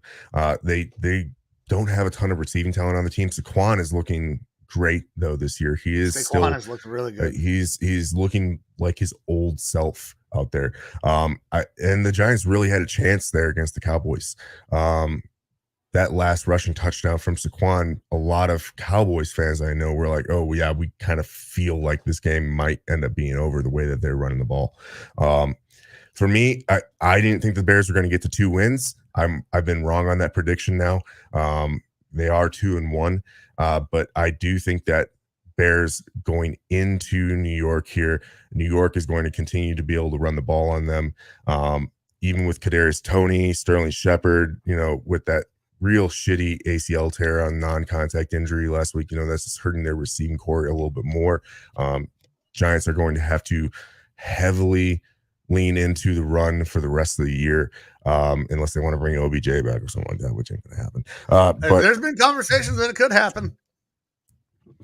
I don't see it happening. But I am going to go ahead and take the Giants money line in this game. I do think it could be closer because I don't think either team is really great. I think that the Giants are a better team, but they're going to have to focus so much on the run game that it could end up keeping the scores closer. That's why I'm really not willing to fuck around with the points here. I'm going to go ahead and take Giants on the money line for this one. Yeah, and I'm going to follow suit here because I still am not sold that the Bears are any better. The Giants have played well. I like their coaching staff much better than I like the coaching staff for the Bears. Saquon has been really good. We were both kind of off on Saquon. We thought Saquon, that the carries had kind of caught up to him and that he just was not going to be that dude that everybody expected or that we saw in his rookie year. But he's been really efficient. He's been good. So I can't get off of that, and I'm not sold. I love Justin Fields. He just has not made a lot of strides. The Bears running game has been really good, but Khalil Herbert has been really good. I need to see more from that Bears team before I can pick them to win a game. So I gotta go Giants on the money line here. Same boat. All right, next one. This is going to be over under 39. Sounds crazy low. That is a very low over under. Next game is Jaguars and the Eagles being played in Philly. This is an interesting one to me because the Jaguars have been a surprise team. Really, they've gotten. Beating the Chargers last week, that was a big surprise. Playing against the Colts and getting that 24-0 win against the Colts. We expected the Colts to win that game, but we didn't expect it to be a blowout by the Jags. That was even more surprising. The Jags might be kind of the average type of team that can get one on some of these better teams here this year, which is surprising to me. Right now, the line is Philadelphia -6.5 and an over under of 45.5. Philadelphia is one of the best teams in the NFC right now. We've definitely seen that.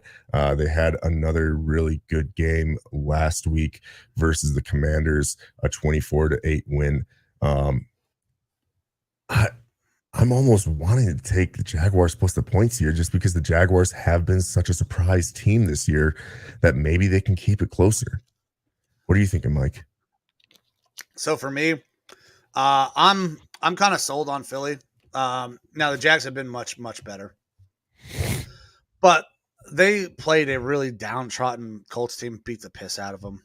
And they are much, much better than what they were last year. They're better than what I expected them to be. I think Trevor Lawrence is taking a step forward in his career, looking much better in that aspect. 6.5 is, oh God, because it's 6.5, I think Philly can win by a touchdown. I think that Philly is so good on their back end, and the Jags have not been good at running the football. They're going to have to throw. Trevor Lawrence is going to have to do some really special things. James Robinson hasn't looked bad. Yeah, you're having drops and stuff from Etienne. Etienne does not look really like a running back. He's definitely the receiving option out of the backfield. Yeah, but he hasn't really looked like much of a runner. But James Robinson has done all right. What's really getting me is this Jaguars game versus the Chargers. The Chargers, yes, Herbert rib injury beat up, but he didn't look like the ribs were really an issue in that game. And beyond that, I mean, yes, they're missing Keenan Allen, but the Chargers are still a really good team. And for them to lose 38-10. Yeah. The Jags are good. I mean, Doug Peterson's got those boys. They were playing buzzing in San Diego, or excuse me, LA. Yeah. But they're playing away, and the Jags were still able to go in there and get a 38-10 win where they looked for most of the game like they were really in control. That's this Jags team is surprising me a little bit, and I don't know how exactly to get a read on them based on how they've played some of these teams. I mean, they played the Commanders close 28-22 in that first week, and that could be just kind of people learning Doug Peterson's system. If you watched any of that game, there was a lot of drops that should have been big gains by the Jaguars in that game. As they kind of get a little bit more in sync, this Jaguars team is only going to get better. Like I said, Philly is a better team here. Philly is kind of the class of the NFC right now, but this Jaguars team has continued to kind of surprise me as we've gone on with the season, and it's really making me want to take that large point spread for the Jaguars. Yeah, because the difference here is what the odds are. Philly minus 278 on the money line feels like it's a lock. Like, I feel good about Philly winning. But the minus 110 on the spread is such a better bet. Jacksonville has played really well. I'm talking myself into it just based on the goddamn odds. I'm going Jacksonville plus the points because I like the 110 better than I like the minus 278 for Philly. I'm going to go Jacksonville. I'm going to take the points. It pays better. I still expect Philly to win. I think that the Jags, if they play the way they have throughout the season and they continue to grow, especially with Doug Peterson and Trevor Lawrence getting a good rapport, I think they can keep it within a touchdown. Fucking give me the Jags plus 6.5. I cannot believe I'm saying it because I had no hopes for the Jags, but I'm going Jags plus 6.5. Like I said, I really want to take it. The safe play is the Eagles money line. Yes, it is. That's the safe play. But I fucking talked myself into it, so I got to do it. Am I able to take both? No, I'm not doing both. We got to do one. All right, I'll take the Eagles money line then. Safe bet. Trying to get my my betting odds here above 500 after last week. Eagles money line, but if you are betting, think real strong and hard about taking this Jags plus the points. Yeah, the fucking odds are way better in that way, but the same. I did it last week when I took the Patriots. There's one bet every week that I'm like, I'm not sure, but I like it. This is that bet this week. I feel like this is a little bit of a limb. It's a little bit of a reach, but I'm fucking doing it. I'm going Jags plus the points. All righty. Next game, we have the Jets and the Steelers being played in Pittsburgh.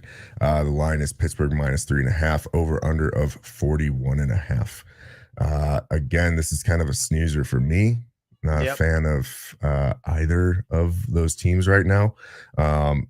I've said it before. I think that the Steelers are kind of frauds after that week 1 win against Cincy. And they've kind of held true to that. Yeah. They're 1-2 right now. The Jets, of course, not a great team, but I believe the word is that the MILF Hunter is going to be back on the field. That fucking dog is going to be back. Which the last odds that I saw, based off a bet that someone had made, was that Zach Wilson leading the NFL this week in passing yards. Odds are plus 6,000. You have one bettor out there who put $1,000 down on it. So he's looking at possibly a $6,000 payout if the MILF Hunter is able to put up the most passing yards this week. There's no chance. I don't see that happening. Against that Steelers defense that's actually still really fucking good, I don't think so. Hey, but I applaud the massive set of fucking clackers you got to have to place that bet. I guess if you got that sort of money to toss around to put $1,000 on Zach Wilson for anything, other than bringing home a couple banging moms, your mom, other than banging your mom, then yeah. But that's the other the spread. You know, I don't like either of these teams. I do think Pittsburgh's going to win, but it's the hook on this one as well for me. It's Pittsburgh minus 3.5, and that 0.5 points just kind of gets me a little bit more worried, just because I don't know about it. I'm going to go ahead and just take the Steelers money line on this one because I do feel like they are the better team here. Jets can play some of these games a little bit closer than they should, and if there's a team to do it on, it's the Steelers, because I just don't really like the Steelers that much. I think Najee has kind of been I'm not willing to say that he's a bust, but he's just not exciting for me at all as a running back. That offensive line for the Steelers is pretty bad. Trubisky is not. If he doesn't win this week, he's done. If he doesn't win this week, he's done. You might see baby hands Pickett in there. That's right. Very quick. And I know think that Steelers our boy fans are Aston out clamoring here. for that.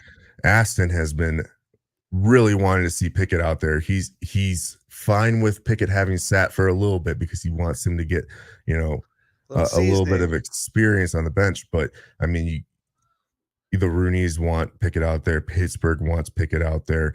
I think Tomlin is just biding his time before he has to put Pickett out there. And so I think we're going to be seeing Pickett here before too long. But yeah, I'm just going to take the Steelers money line, call it a day on this one, because I do think they're the better team. They should win this one being at home. Yeah, and I'm on the same boat. I think the Steelers, they played us fairly tight for most of the game, and that defense is really good. The one thing that the one redeeming quality I can say about Zach Wilson at this point is that he'll go out and fuck your mom and have no regard for it. But him as a football player doesn't excite me at all. He's going to have to fucking go out there and show me something against a really good Pittsburgh Steelers defense. This is going to be a low scoring game, I expect.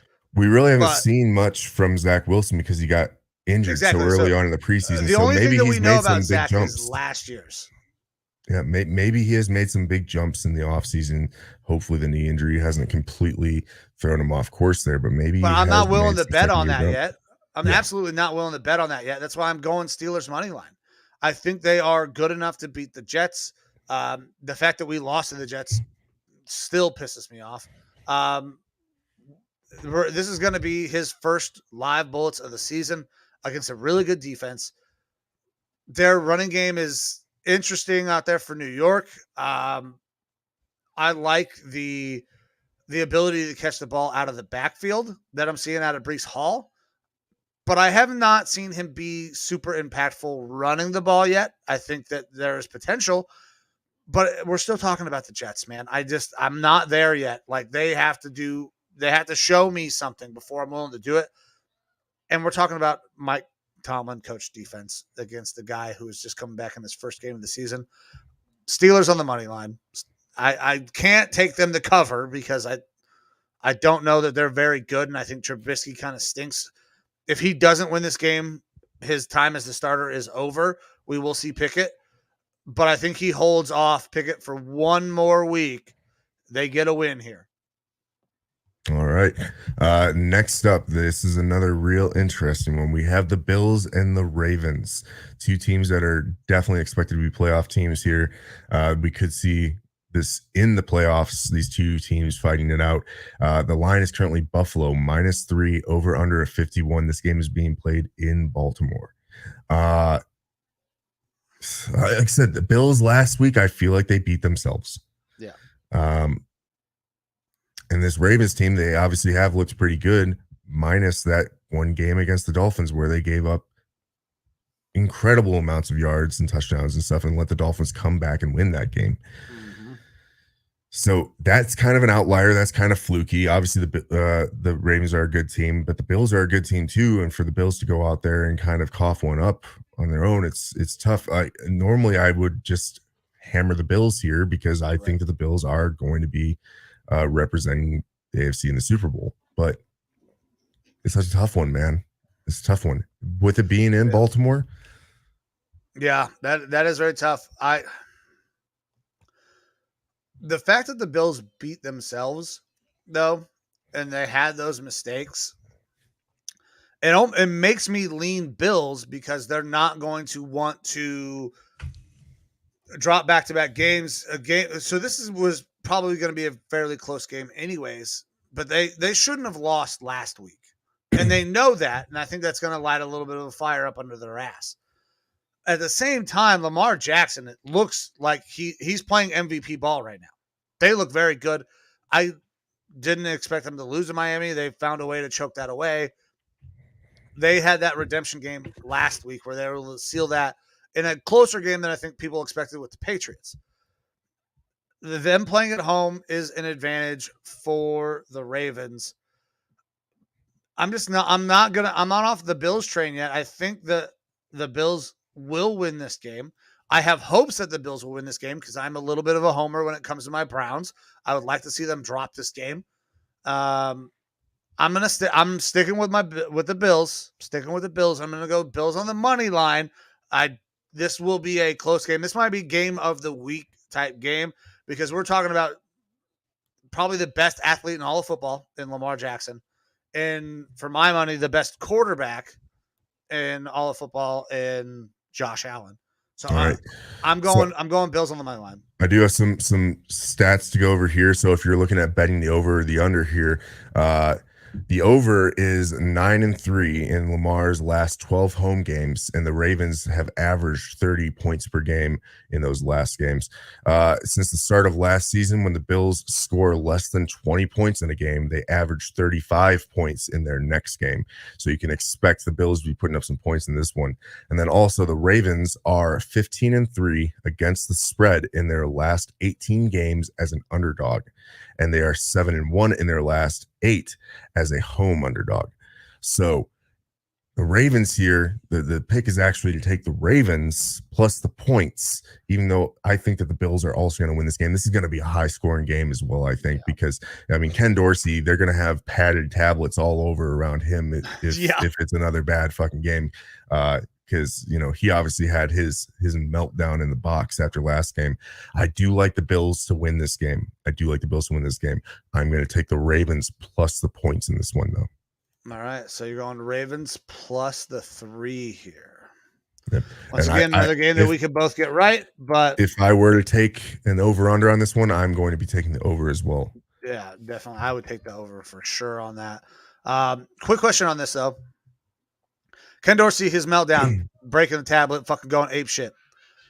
Is there a difference between a coach doing that and losing his mind and being on TV as compared to a Tom Brady fucking slinging a goddamn tablet across the yard and breaking the shit out of that?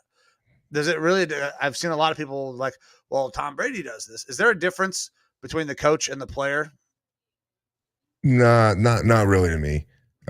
Look, there's going to be frustrations when look, the Bills know that they're a amazing team. They know that they're a very good team. They know they should be able to walk out and beat anyone on any given Sunday. And when everything just isn't going right and you're shooting yourselves in the foot, that's going to amount to a lot of frustration, whether you're the quarterback or you're that offensive coordinator. It doesn't bother me one way or the other. I mean, it's always kind of embarrassing when you see grown men throw a bit of a fit, but I mean, you're talking about huge salaries, huge implications, things like that. So, you know, those emotions are going to run high. It doesn't really bother me one way or the other. I love seeing when Aaron Rodgers likes to throw around a tablet because he's getting his ass whooped. So I'm sure for Dolphins fans, they were, you know, stoked to see how frustrating that was for Dorsey. Yeah. But if anything, it's a little bit scary because you know that those Bills know that they're a very good team. They know that they underperformed. So they're just going to kind of use that as fuel for the next week and thereon after. So I'm not putting a whole bunch of credibility into it. It's just kind of one of those things that you're able to laugh at and be like, God damn, that man just lost his shit. Oh, yeah. Yeah. I don't see a difference between the coaches. Like everybody's in it for the exact same thing. They're out there trying to win. Like if a coach does it, like it's because he's upset. If a player does it, it's because he's upset. You call a bad play, you fucking don't execute a play. Like the only difference I can see is that a coach is more upset that his players didn't execute what he tried to get done. And maybe that's a little tougher, but we're talking about grown fucking men who are paid millions of dollars. Like I can understand the frustration. I didn't understand the whole like reverence. I'm like, oh well, maybe he shouldn't be doing that. Like he's trying to fucking win. Like let's cut the man a little bit of slack there. Yeah. I do actually have one stat here that I did miss for a game that we already previously discussed here. Go ahead. I don't know if this is going to make a difference or not, but for that Jags-Eagles game. So teams who are at least 6-point dogs coming off a 28 plus point win have lost 11 straight and are 3-8 against the spread. So right now, those Jags had a big time win, and they are more than 6-point dogs going against Philly. And like I said, those teams have lost 11 straight, and they're 3-8 against the spread. So that makes that spread a little bit scarier for you. I know you took that Jags spread. Wish I heard that number before. I'm sticking with it. I'm already committed. I'm not fucking flipping. Going with the Jags plus 6.5. Trevor Lawrence is going to play well. Etienne's going to catch the fucking ball. Alrighty. Our next game, Chargers and Texans being played in Houston. I was actually a little bit surprised. I thought the Texans had won one here, but they're 0-2-1. Yeah, they have not won a game. They have not lost them all, but they have not won any. Yeah, that Colts game felt a lot like a win. Which is why I think I felt like they should have at least one win under their belt here. But this game is being played in Houston. The line is currently Chargers minus 5.5, over under of 45. For me, because of what happened with the Chargers last week and how much they got beat up by those Jaguars, the 5.5 points is a little bit too much for me, but I'm not about to put my money on the Texans on this one. So I'm going to be going Chargers money line here. Chargers are a better team. Still surprised that they lost as bad as they did last week. This Texans team likes to play teams a little bit closer, which is why the 5.5 points has me a little bit more worried. I guess in that regards, I should be taking the Texans plus the points, but I don't want to be putting my money on the Texans for anything really. So that's why I'm just going to be going ahead and taking the Chargers money line here. I'm going Chargers money line as well. The Chargers were embarrassed last week. There is no way that people in that locker room were not like, what the fuck just happened? We just got our asses beat by the Jags. Yep. They are not going to let that happen multiple weeks in a row. They're going to win. But we still don't know how Herbert's feeling. Like, obviously we can say, oh, he didn't look like the ribs were bothering him last week. Knowing anything about that injury, I guarantee the ribs were bothering him, and he just fucking soldiered on right through it. Yeah. You do have some injuries again on the Chargers side. So Keenan Allen is out for this game. Rashawn Slater on IR. That's a big loss for them at left tackle. Joey Bosa is down. He's going to be having surgery on that groin, that fat meat of his. Their backup receiver, Jalen Guyton, also placed on IR. So they're going to be down a bunch of key players. I mean, Guyton to an extent because Keenan Allen is going to be out, but Bosa on that defense and Slater on that offense, those are big losses for them. So that could definitely play a role here for the Chargers going forward, which has me a little bit more worried about them for their season, not necessarily just for this game. Yeah, I mean, I think they will make an impact. I don't know that it's enough to give the Texans a win, though. I mean, I said that same shit about last week when they were playing the Jags, but I'm not hopping off that Chargers train just yet. I do not have a ton of faith in the Texans, who are right now they're the worst team in football. Now, a bold prediction I did hear this week, which I cannot get on board with, came from Wes Aston at work. He said he thinks that Herbert will not be a starting quarterback 3 years from now. Not true. I was like, you're crazy, dude. He's pretty fucking good. We do have a call coming in now. All righty. Call from. You're going to have to drink one with me, motherfucker. To accept, press 1. To send a voicemail, press 2. to accept. I've accepted your call. This is the Lineman Lounge. You are on live, and this is our guy, Sexy Torres. Shotguns again. Appears that you caught up on the show. I realized that you didn't make us drink, and knew that was not going to continue on. Figured you were going to call back in. We were going to do a little bit of drinking. Let's do it. All right. I'm ready to go. Let's see. While you guys do your second, I'm going to go drink? look and see if I even have alcohol in this house. There we go. What are you drinking right now, Torres? There is so I just cracked a Ultra, but I have like 2 swigs into a Hop Valley Cryo Stash Imperial IPA, and if I chug that, because Ramina's now taking a nap, if I chug that, I'm probably going to take a nap with her. Got it. So you're not going with the IPA. This can is a little. If I'm going to do this legit, I'm going to do it the right way. I'm going to have to crack another one. So give me a second. Let me get another beer here while we wait for our boy Evo to get back. It looks like Evo is trying to join in today. Let's see if he's got any alcohol. If not, I'm sure he'll probably just take a shot if he's got any alcohol in the house. But Take it. there we go. What do we find there, Evo? I did hear. I'm not going to be chugging this, but I could use a cool beverage. I'm watching just enough. The delay's not that bad on this time. There you go. What were you going to say, Torres, before we started going? I heard right before I called something about Justin Herbert not starting something. Yeah, so you answered the phone. Our guy, Wes Aston, says that his bold prediction is that Herbert will not be a starter in the next, you said 3 years, right, yeah. Evo? In 3 years, Herbert will not be a starter in this league. Yeah, Aston shoots guns. He doesn't watch football. No, that's Aston. He's a Steelers fan, so. Yeah, he's a Steelers fan. Yes. All right. I'll take advice from him when it comes to shooting stuff. I will not take his predictions seriously. Okay. Well, hopefully Aston is watching, and then we'll have a nice little back and forth there. Yeah, almost stab him.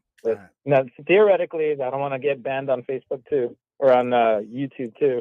You should not get banned on YouTube. Facebook is another animal, though.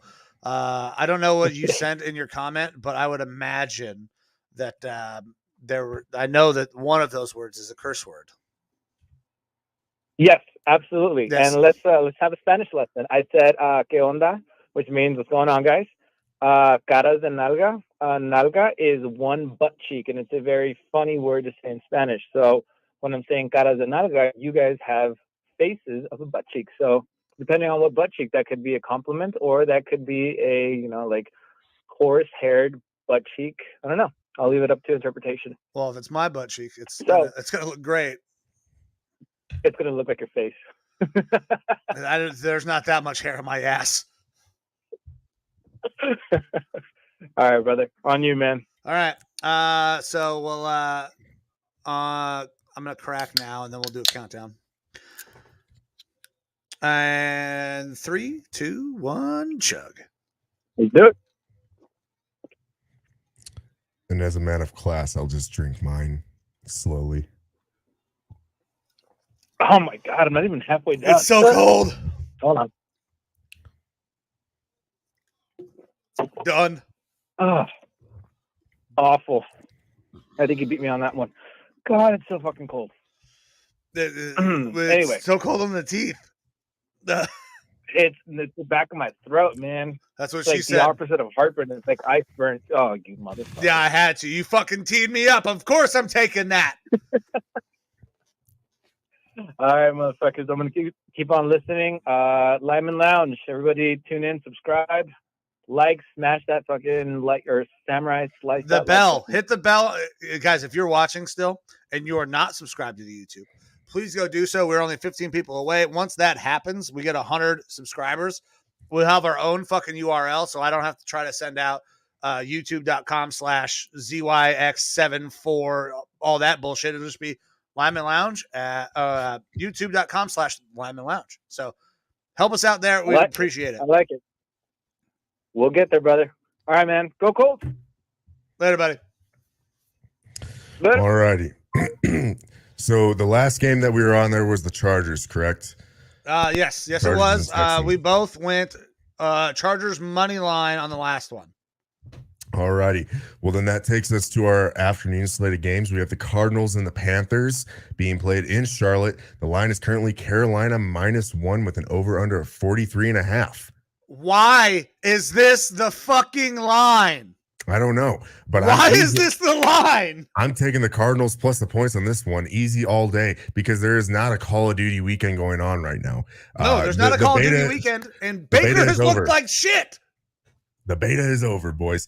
So Kyler Murray might actually put up a solid game this week, and the Panthers are nothing to write home about. Yes, the Cardinals have not been great, but also they've had 2 weeks now in a row where Call of Duty has had different things going on for its new game coming out here in the next month or so.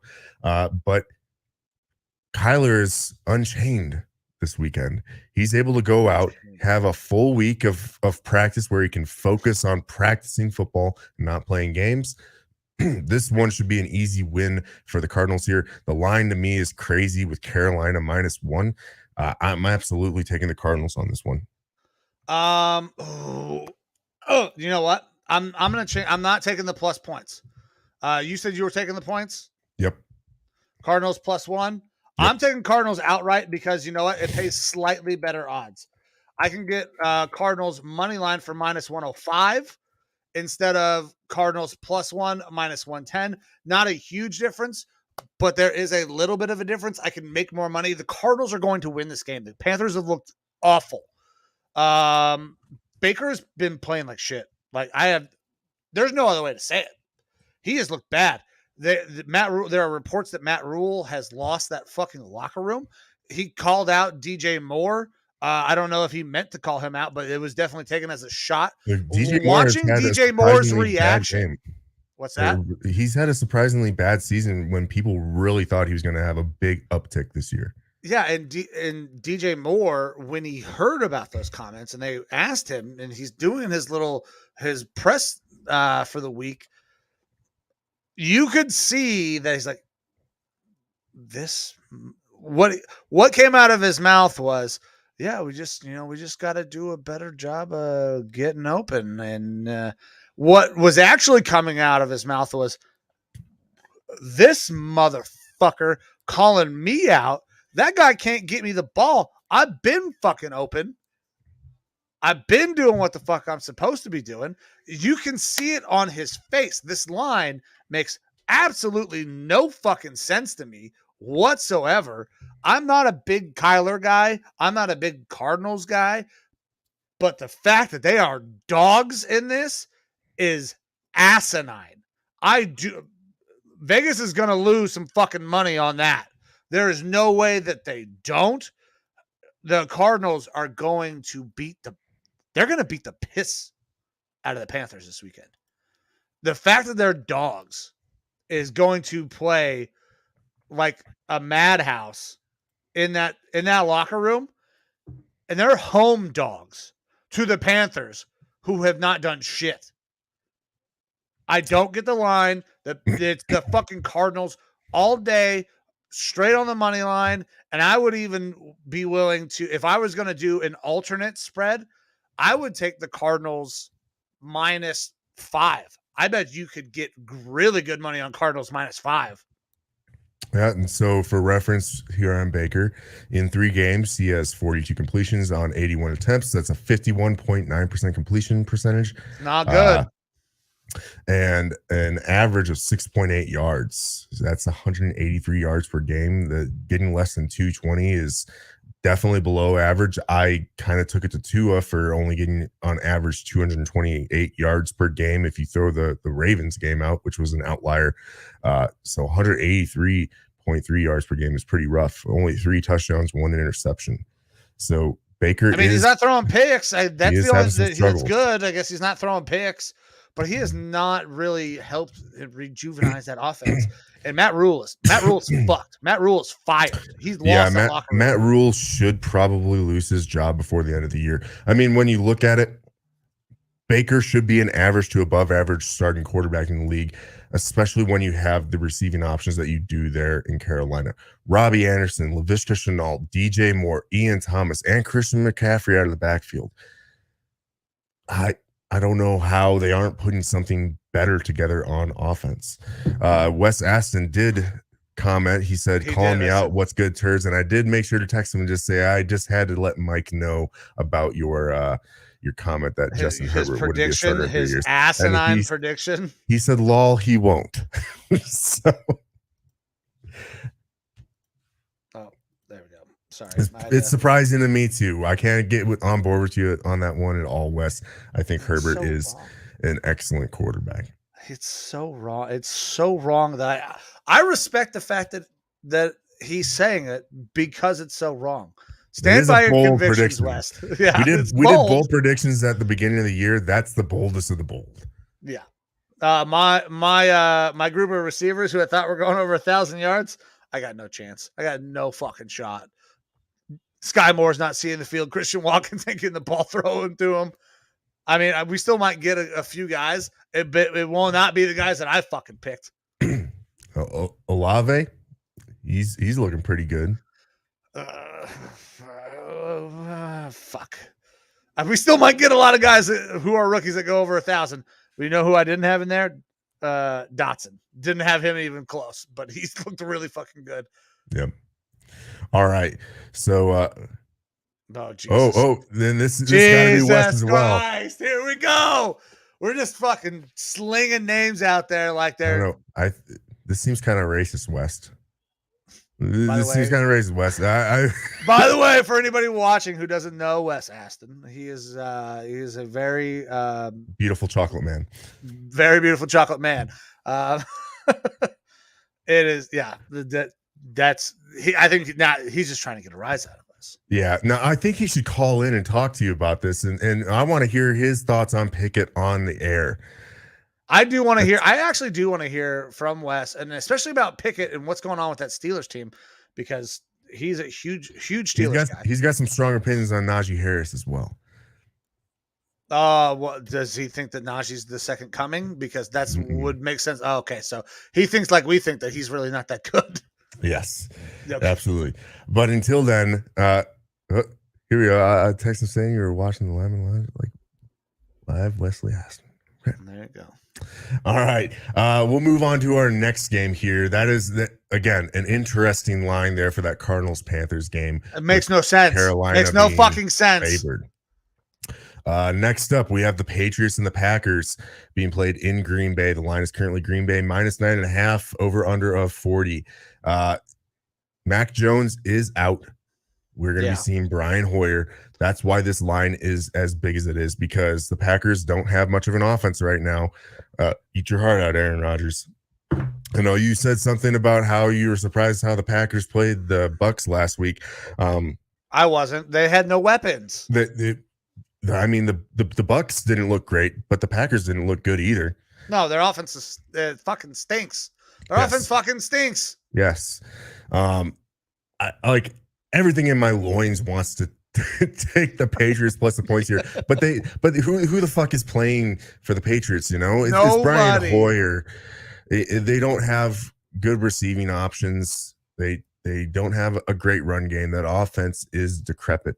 That Patriots team is just god awful. I can't imagine the Patriots team is going to be able to put up very much points offensively to even have a chance at covering the spread. The Packers at home absolutely should be able to put up 14 points. And I don't know that the Patriots will be able to put up much more than 6. Yeah, they're going to be bad. They're going to be really, really the over bad. Under of 40. I think I'm slamming the under on that one as well. I hate to have to do it, but I'm just going to take Green Bay money line here because it's this Patriots team is just, I thought that they were a 500 team at best this year. And then you take away Mac Jones.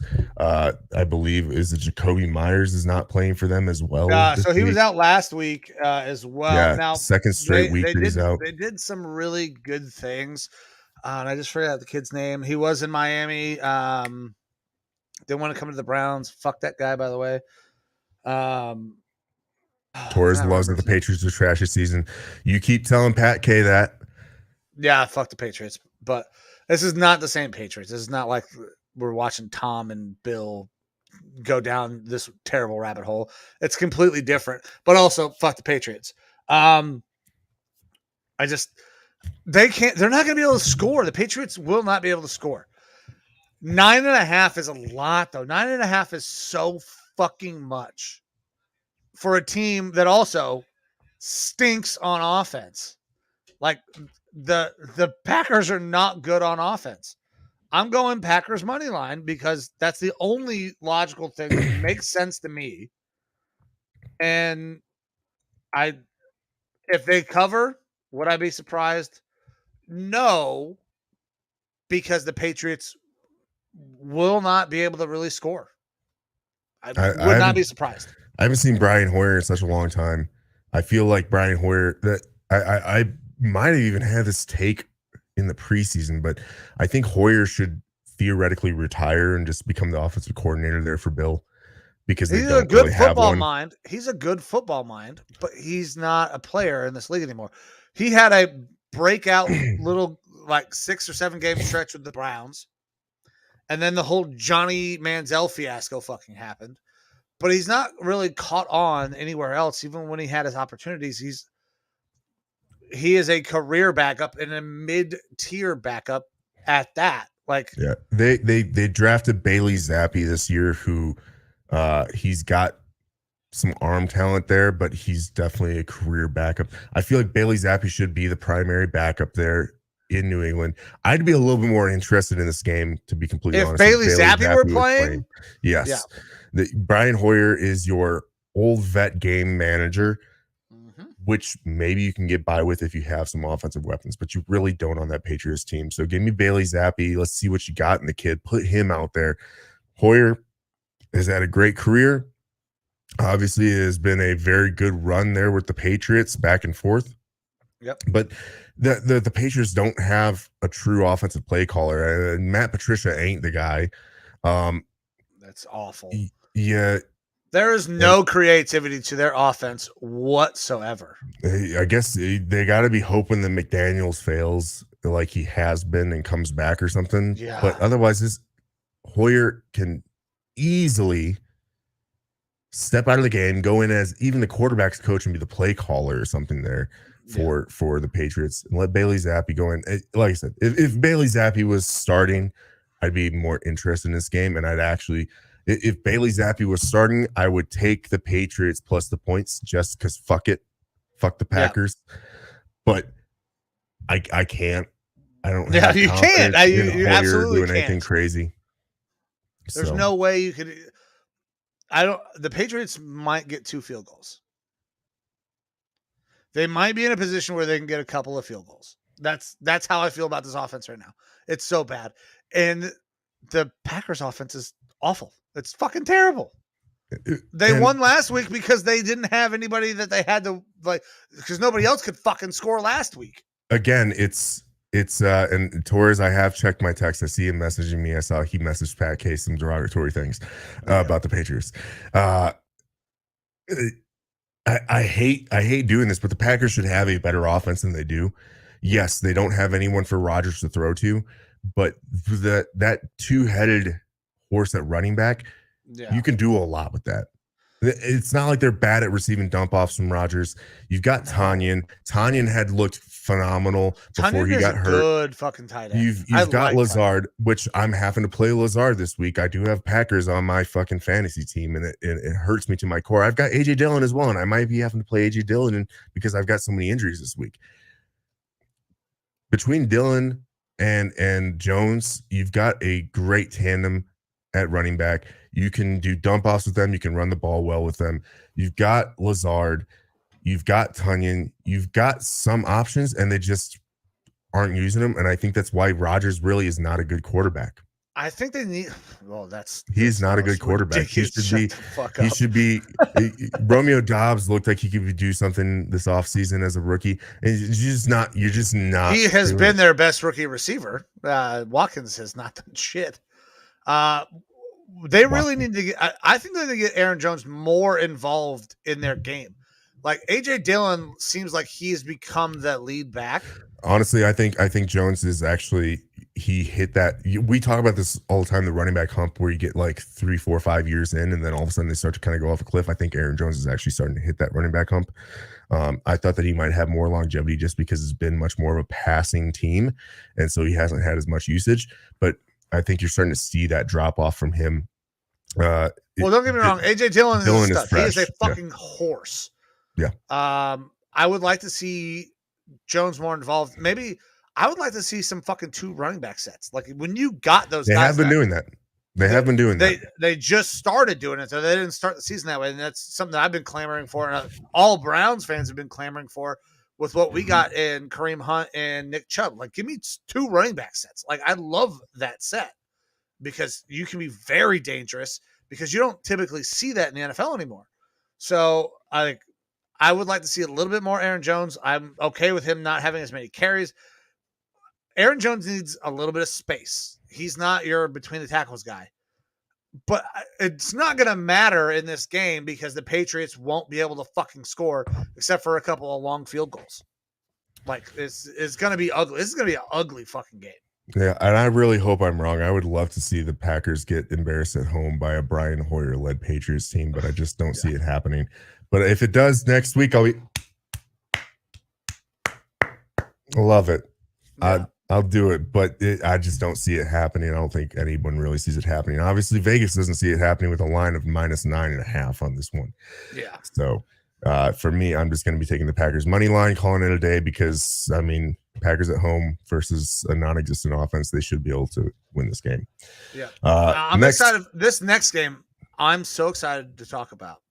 If it's the same game that I think that you're about to talk about. Okay, if we're looking at the same sheet of music. Well, it should be because we're not jumping to the Sunday night game yet. We're talking about the Broncos and the Raiders. Yes, I'm so pumped.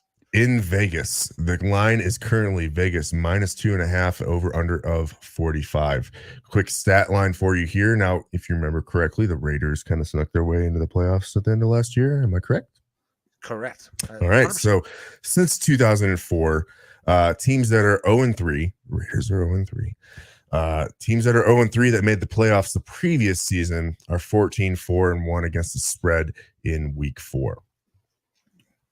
So that's an interesting little number. The spread here is Vegas -2.5, over under of 45. I hate this fucking Broncos team. I'm sorry, baby. So I'm really annoying. sorry, but I hate this Broncos team. They are so tough to watch. How many fucking drops are you going to have? How bad of offensive play calling are you going to have? Russ Wilson just does not look good at all. Like, yes, he helped them win it in the fourth quarter last week, but like, this Broncos team should be so much better. I feel like even with as bad as Russ is playing and as washed up as Russ looks, if you had kept Vic Fangio in there as the head coach, that this team would be a 500 team after this week at worst. Vic Fangio would have done a much better job, in my opinion. No, the defense would have been buzzing. The defense just does not look fantastic right now, which is surprising because they have They're lot fucking of good. They're really goddamn good on defense. And then they you have flip to the offense. They have tons of studs on offense too. They're just not catching the ball. I mean, Hackett, to his credit, brought in another coach. I don't remember the guy's name, as a quality control type of coach, basically to control his quality because fucking Hackett is horrible. Terrible. Hackett is horrible in managing games and calling games. He's fucking another fraud from fucking Green Bay. So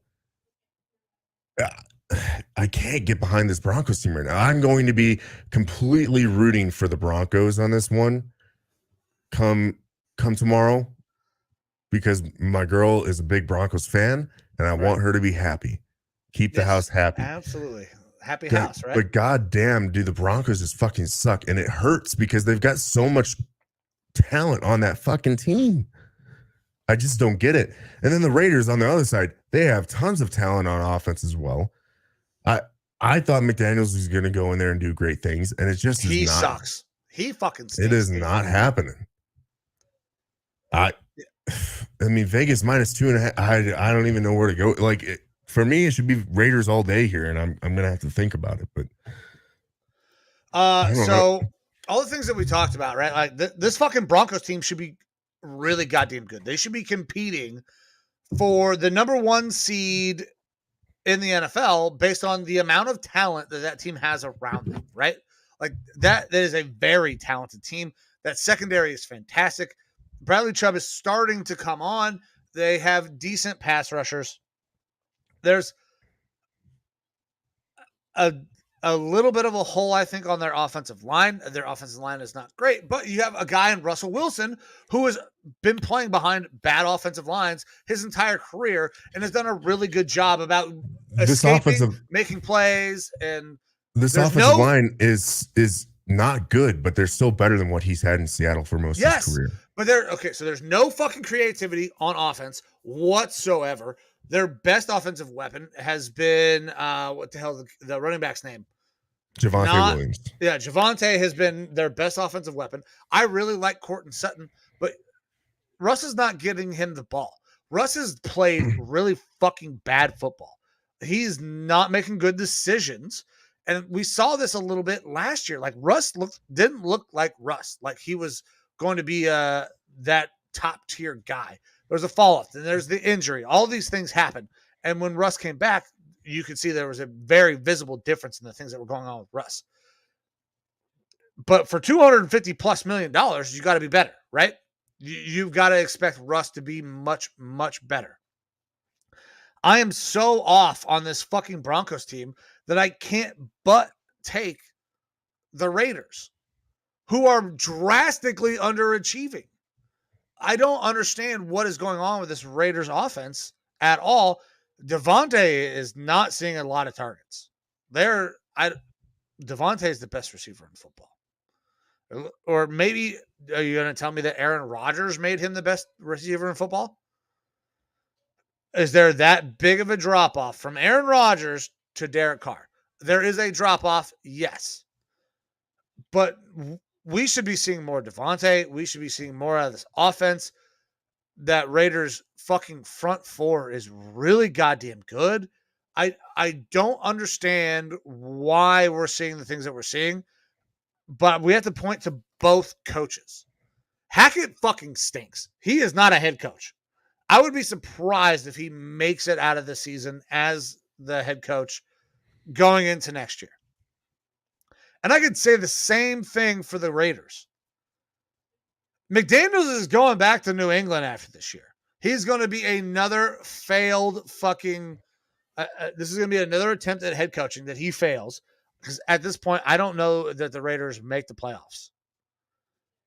I mean, they're 0-3. It's such an uphill battle right now. If you start 0-3, you have like a 16% chance of making the playoffs. If you fall to 0-4, you have less than 3. It's worse than this AFC West. Yeah, like you're going to be playing good teams. These teams that should be good are not good. Russell Wilson should be pretty goddamn good. Or we thought that, maybe Russ could still cook. He can't. I mean, he had a nice little moment in his press conference where he's 3-0 against Chad Powers. I don't know if you saw did you see the Chad Powers thing with Eli? I did. Yeah. That was fantastic, by the way.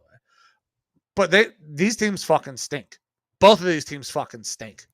And I'm so turned off by the things that Hackett has done that I cannot, in good conscience, pick him to win a game, especially if that game is fucking close. I'm taking the Broncos plus the points because I hate both these teams, so I want to root for the Broncos in this one. So that's what I'm going to be going for. That's where I'm at because if it weren't for the fucking Dan Orlovsky 2.0 last week, they lose to a team who only puts up 10 points. Honestly, they should be glad that Garoppolo did that because he threw a pick 6 otherwise. Would have been more points. Yeah, well, yeah.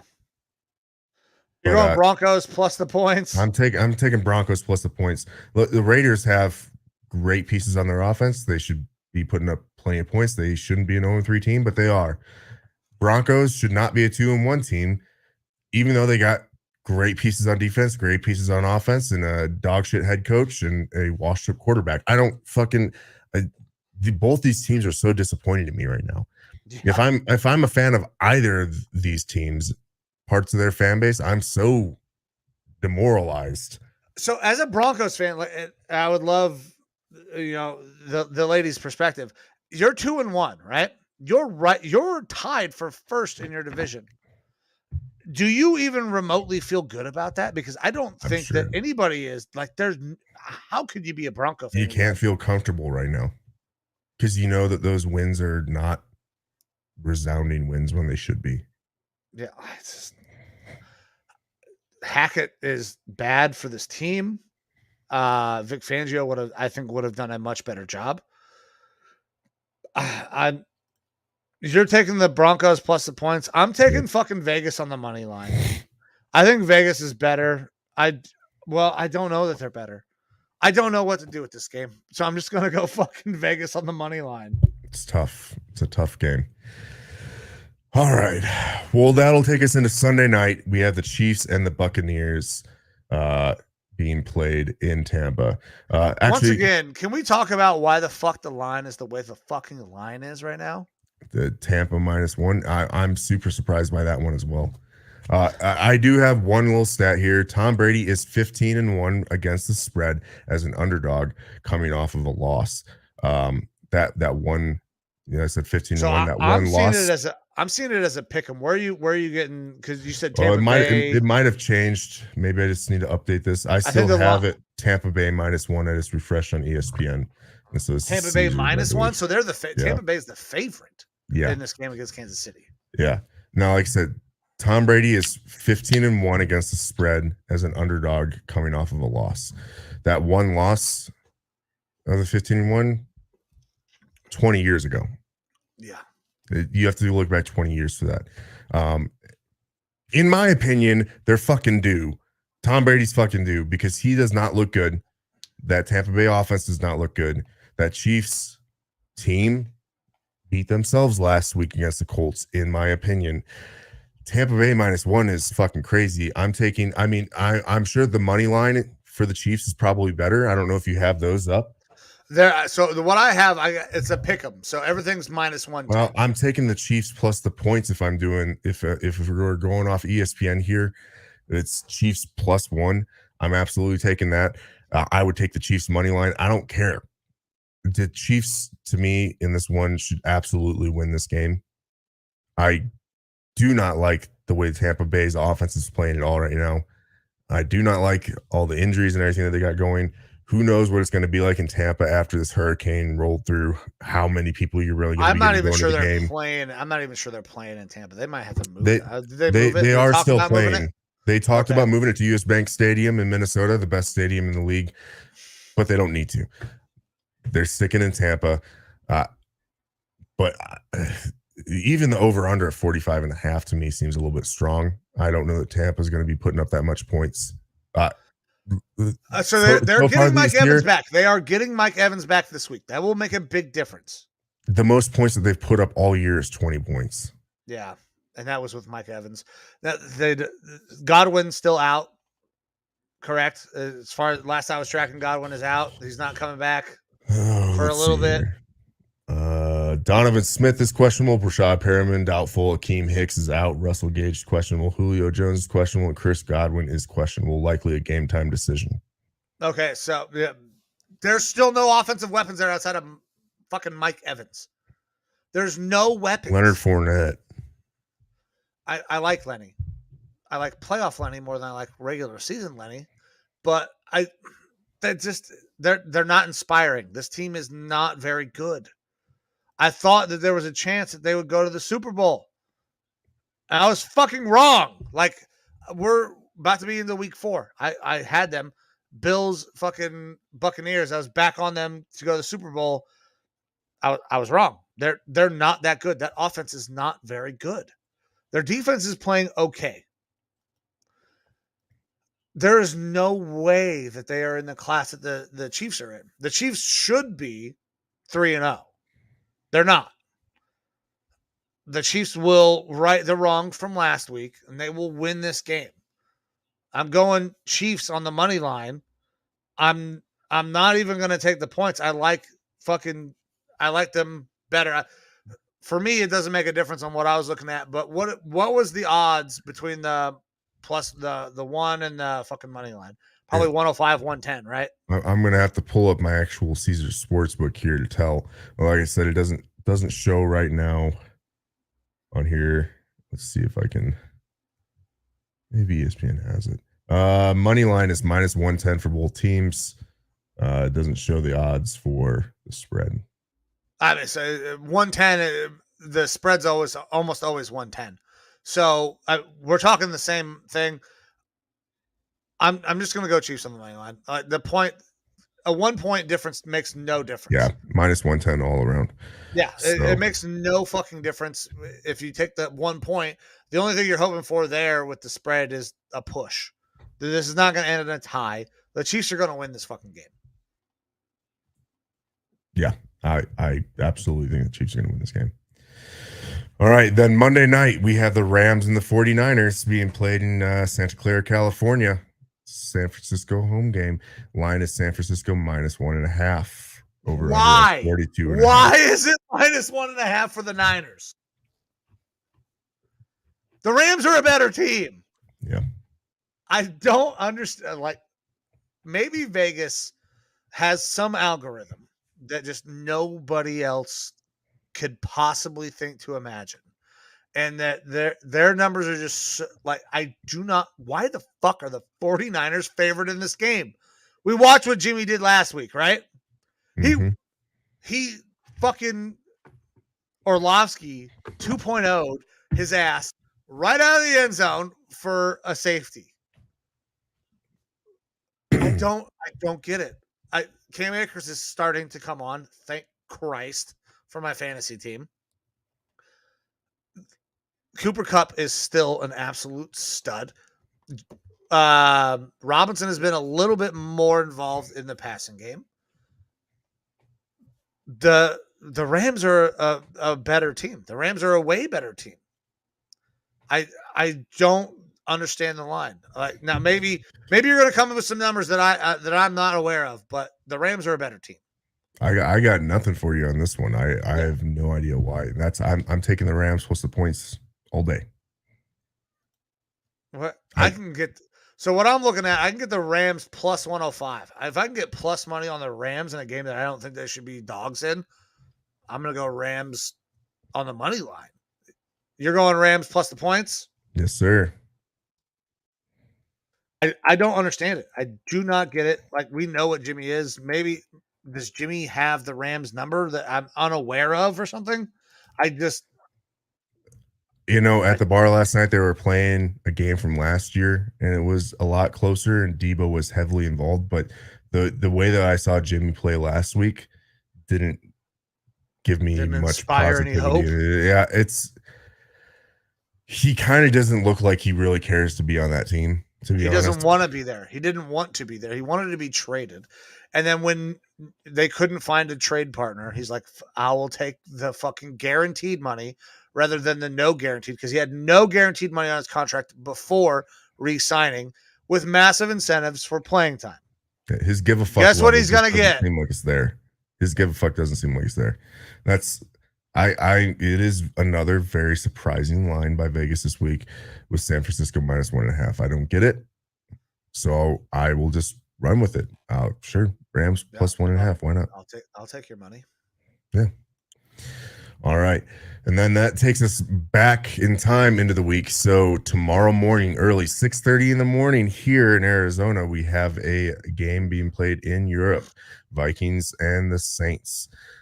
This game is currently Minnesota minus 3 points, over under at 41.5. If Minnesota wins this game, they'll be the first NFL team to win 3 games in Europe. They are undefeated there currently. To me, this point spread actually should have risen a little bit more than it has, because the Saints are dealing with a lot of injuries. Andy Dalton going to be starting for the Saints. Jameis Winston is ruled out. Michael Thomas ruled out for the game. You have safety Marcus May ruled out for the game. Jarvis Landry is questionable. Andres Pete, starting guard, out. They've got a ton of injuries on the Saints team, and the biggest Vikings injury, I mean, they're getting Harrison Smith back from the concussion protocol. He didn't play last week, so that's nice for us. The biggest question beyond that is Dalvin Cook.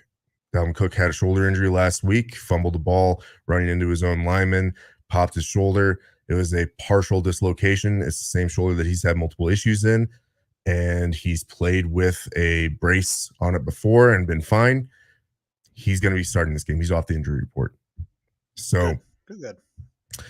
For me, the Vikings are coming in relatively healthy. The Saints have not looked fantastic. The fact that they have all these injuries, I'm taking the Vikings not just because I'm a homer, but it's a smart backup quarterbacks have fucked around with Vikings before, but this is previous teams, and I can't hold all those previous things against the Vikings. If this was still a Mike Zimmer led team, I would have a little bit more questions because we seem to have a little bit more struggles against backup quarterbacks. But I'm not really worried about Andy Dalton, and I'm not worried about it with this new coaching staff and this roster. The scariest part of the Vikings team is their defense. Their defense has been allowing quite a few points, especially in the first half of games. In the second half of games, they're top 10 as far as defense allowing points. So, which is surprising to me because it doesn't feel that way when you're watching them. They're playing a very soft style of defense, which is allowing offenses to move the ball a lot, but they're preventing them from scoring points. So it's that bend, not break. The offense figured it out a little bit towards the end of last week, where it's like if everyone's going to double, triple cover Justin Jefferson, then which we is can absolutely spread the ball. happening. Yep, pissing me off. By the way, we can spread the ball elsewhere, and Justin Jefferson said as much. He's like, I'm not worried about it. If they want to double, triple me all the time, cool. Let the other guys eat. I want to win a championship. And he also said he plans on doing the first ever European gritty. So I'm looking forward to seeing that. Yeah, I would love a European gritty because I need some fucking fantasy points out of Jay Jettis this week because he's been getting doubled and triple covered and they can't get the ball. Well, that game-winning touchdown to KJ Osborne last week, if you watch the film, there were 4 defenders on Justin Jefferson, leaving KJ wide the fuck open. Yeah. So sooner or later, that's going to catch up to you. So I'm easily on the Vikings on this one. I'm going to take the Vikings minus the points. I feel a little bit ballsy doing that just because, like I said, last week was rough. That Philly game was rough, but I feel pretty good about this game. I feel good about the energy going into this game in Europe. We've always played well in Europe. So, yeah. So, have the Saints ever been to Europe? I'm pretty sure they haven't. This will be your third time going, right? This will be your guys' third time going. So you know that the guys know the trip. They understand the trip. That makes a huge difference, understanding that trip. It is interesting. They're taking a very different approach. The Saints got there early in the week so that they could acclimate and get used to European time zone and stuff like that. The Vikings actually left on Friday morning. Just get there, fucking show up, walk through, play a game. Yeah, and I don't know the science behind it or whatever, but obviously there's a reason why they did that. They felt like they could, maximize the amount of means that they have. They talked about the plane trip over, obviously these guys are flying on the nicest fucking jet over there where they're getting full reclining seats and all that shit. They're talking about taking the correct supplements and stuff like that, so that way that entire plane ride that they're sleeping when they arrive there in the UK, they are arriving earlier in the morning. And they'll be able to wake up off the plane just like it's a normal day type of situation is supposedly what they're doing. I've done that trip back and forth from the US to Europe multiple times, a lot when I lived in Germany. And for me, the jet lag never really was too much of a problem so long as I slept on that plane, and I had my way of doing that. It was a lot of alcohol and some sleeping pills. There you go. Just fucking zonk the fuck out. And it makes that 13-hour flight way more manageable. Not that big of a deal because you wake up and you're like, all right, well, I'm here. And I'm not all cocked up from fucking sitting in this shitty ass plane chair because my body was completely loosey-goosey relaxed from everything I took beforehand. They're getting the star treatment flying over there, first class, business class, all that shit. And they're having team doctors and nutritionists and everything taking care of it. I've got no doubt that they figured out what the best plan of attack is to be over there and 100%. So Yeah. Well, Andy Dalton is not a starter in this league. The Saints have not really been able to score. They have multiple injuries. They have not run the ball well. Alvin Kamara has basically not been himself in the games that he has played because he has obviously missed a game. Now, your guys' inability to stop the run is worrisome, but the Saints don't have anybody that scares me in the running game unless Alvin Kamara just fucking decides, you know what, I'm going to pretend like it's goddamn Christmas Day and score 6 touchdowns. People double, triple covering Jay Jettas. That is, I don't know that the Saints will try to do that. The Saints are very good in the back end. The fact that you guys have not done a great job of getting the running game going, one thing that I talked about being worried about at the beginning of the year, a little bit of change in the system, still a zone scheme, but inside the outside zone is a little worrisome. It's still actually, that's part of the weird thing with the Vikings is that the running game actually has worked fine. Like even before Dalvin Cook got hurt, he had, something like 12 carries for 80 something yards. The running game is still working, and they're switching it up between him and Madison pretty well. So Madison being involved is a big deal. It's not a focal part of our offense anymore. You guys are not getting chunk plays like you used to, though. They're looking for that through the passing game. Yeah. So there's no way I'm taking the Saints here at all. But the line, the number here, the 3 points. You guys have been there. You guys have done that. I understand. I want to probably just play this safe. I hate these fucking Europe games because you don't know what you're getting when you fucking arrive in Europe and get off the plane and do all this.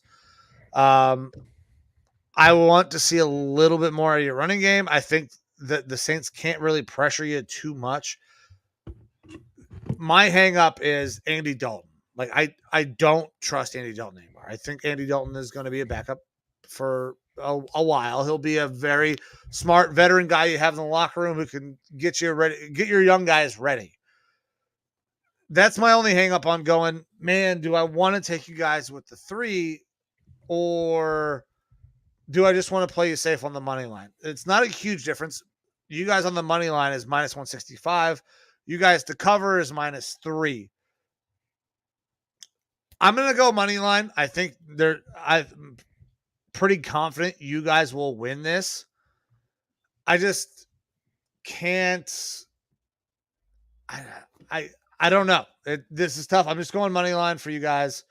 Instead of the minus 3, I thought about doing the minus 3 because it's Andy Dalton, but I'm going to go money line. I'm going to play it safe on this one because the Europe games always fucking scare me. And you know who's really good in Europe? The Jags. Apparently the Jags are good this year.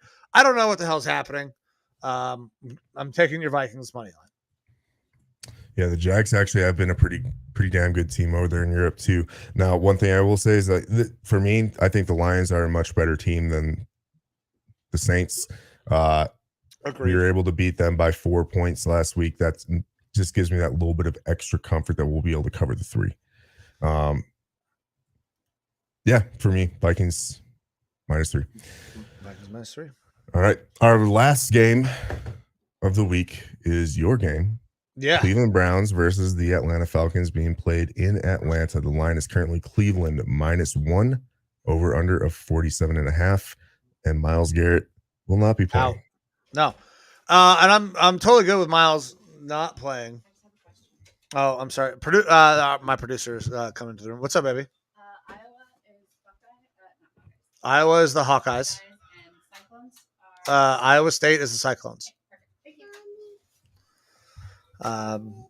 She's getting some information put together. We're gonna make sure that we get stuff sent out from Michael Turner.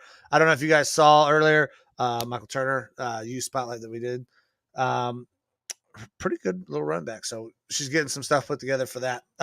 But going back to this game, I'm really glad Myles is not playing. We saw what happens when you have a possible injury and you come back a little too early. Myles Garrett flipped his fucking Porsche like 3 times. I'm glad he's not playing. We don't need Myles to play in this game to win. The Falcons are playing better than I expected. Cordell Patterson has been fantastic again. Mariota's not playing bad. I just, from top to bottom, I think that the Browns are a better team. I really do. The loss of the pass rush does kind of stink. We should have Clowney back in this game, though. And we have the most important piece to our team ready to go. Right there, that guy. Nick Chubb's still playing. That's all we need. We can grind this fucking game out. We can give Nick the ball probably, my guess is going to be 20 to 25 times, even though I still think that's a little too much. Talked about it last week. I would like to see his usage come down a little bit and get Kareem more involved, or maybe the other two backs that we have a little bit more involved. But I think we can grind this game out. I think we can win. The -1 it's inconsequential. The only difference between a -1 and a money line is you give yourself the hedge for a tie. The Browns are going to win this game. I'm going to take the Browns -1. The only way they don't cover -1 is if they lose or tie. There's not going to be a tie. We are really good at playing dirty, fucking grinded out football. And that's exactly what we'll do. And I'm kind of surprised, but Jacoby Brissett has played very fucking well. Now, we talked at the beginning of the season, I thought that, Jacoby has had opportunities. Jacoby was playing really high caliber football before he got hurt with the Colts. And then when he came back, was not playing great.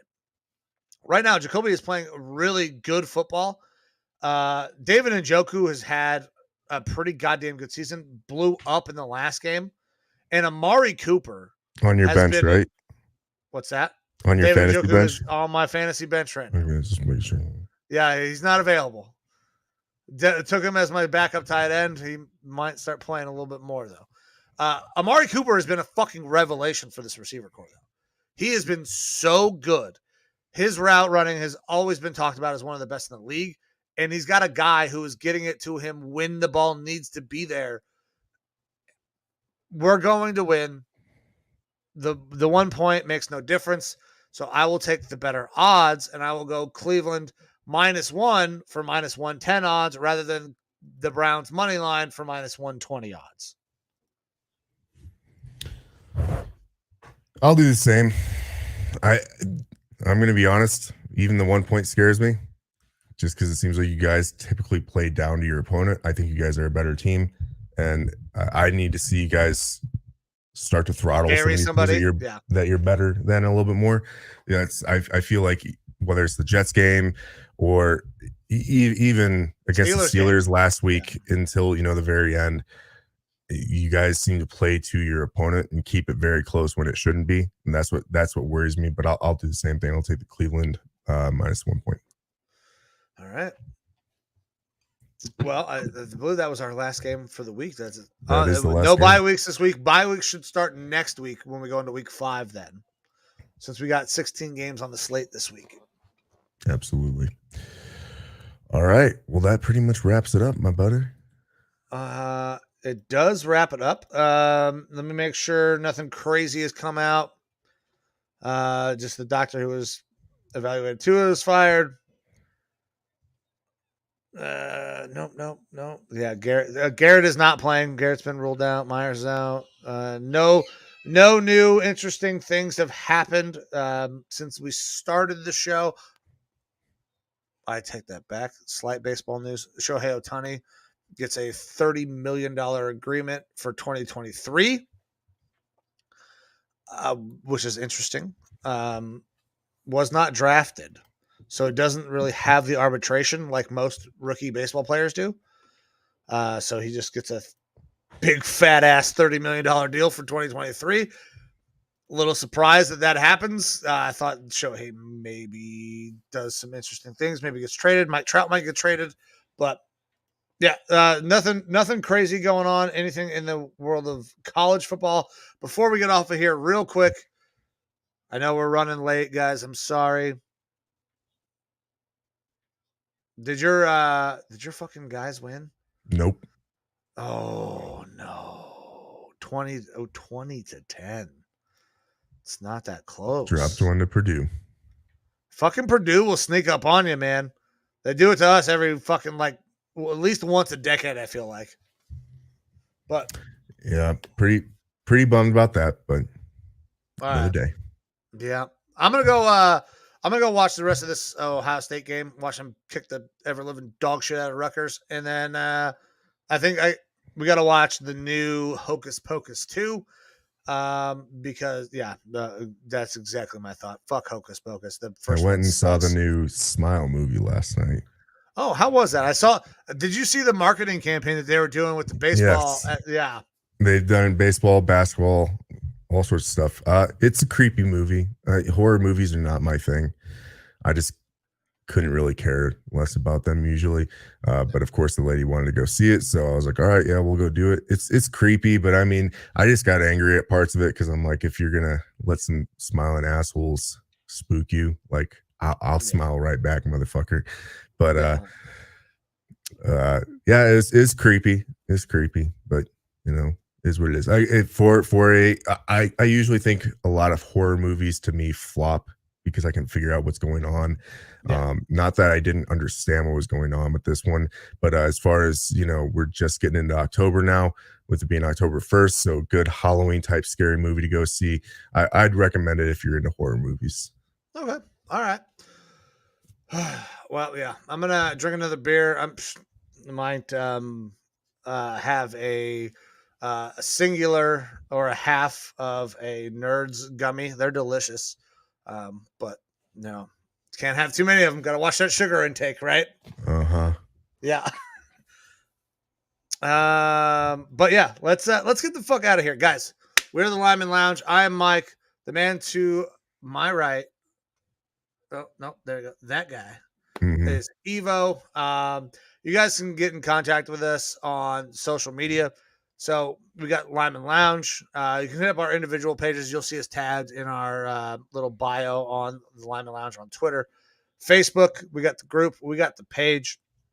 TikTok, Instagram, and you can listen to us anywhere that podcasts are found. If you want a little bit of video element and watch all the extravaganza that goes on behind all the screaming sometimes, go to the YouTube and subscribe, hit the bell. You'll always get to watch these dummy thick idiots kind of go back and forth on some of these games and have a good fucking time. But guys, we thank you very much for tuning in, for joining us, and we had quite a few comments today, so appreciate all that. Absolutely. Got anything else? No, sir. Gonna go do some yard work and get to bed so that way I can get up early and watch my Vikings play over in Europe. Hell yeah. I don't have to get up that early. Thank God I'm on the East Coast. It sucks for Monday night, though. Guys, love you. We're out of here. See you. See you. Welcome to the Lineman Lounge, hosted by Mike and Evo, calling their shots and being outlandish.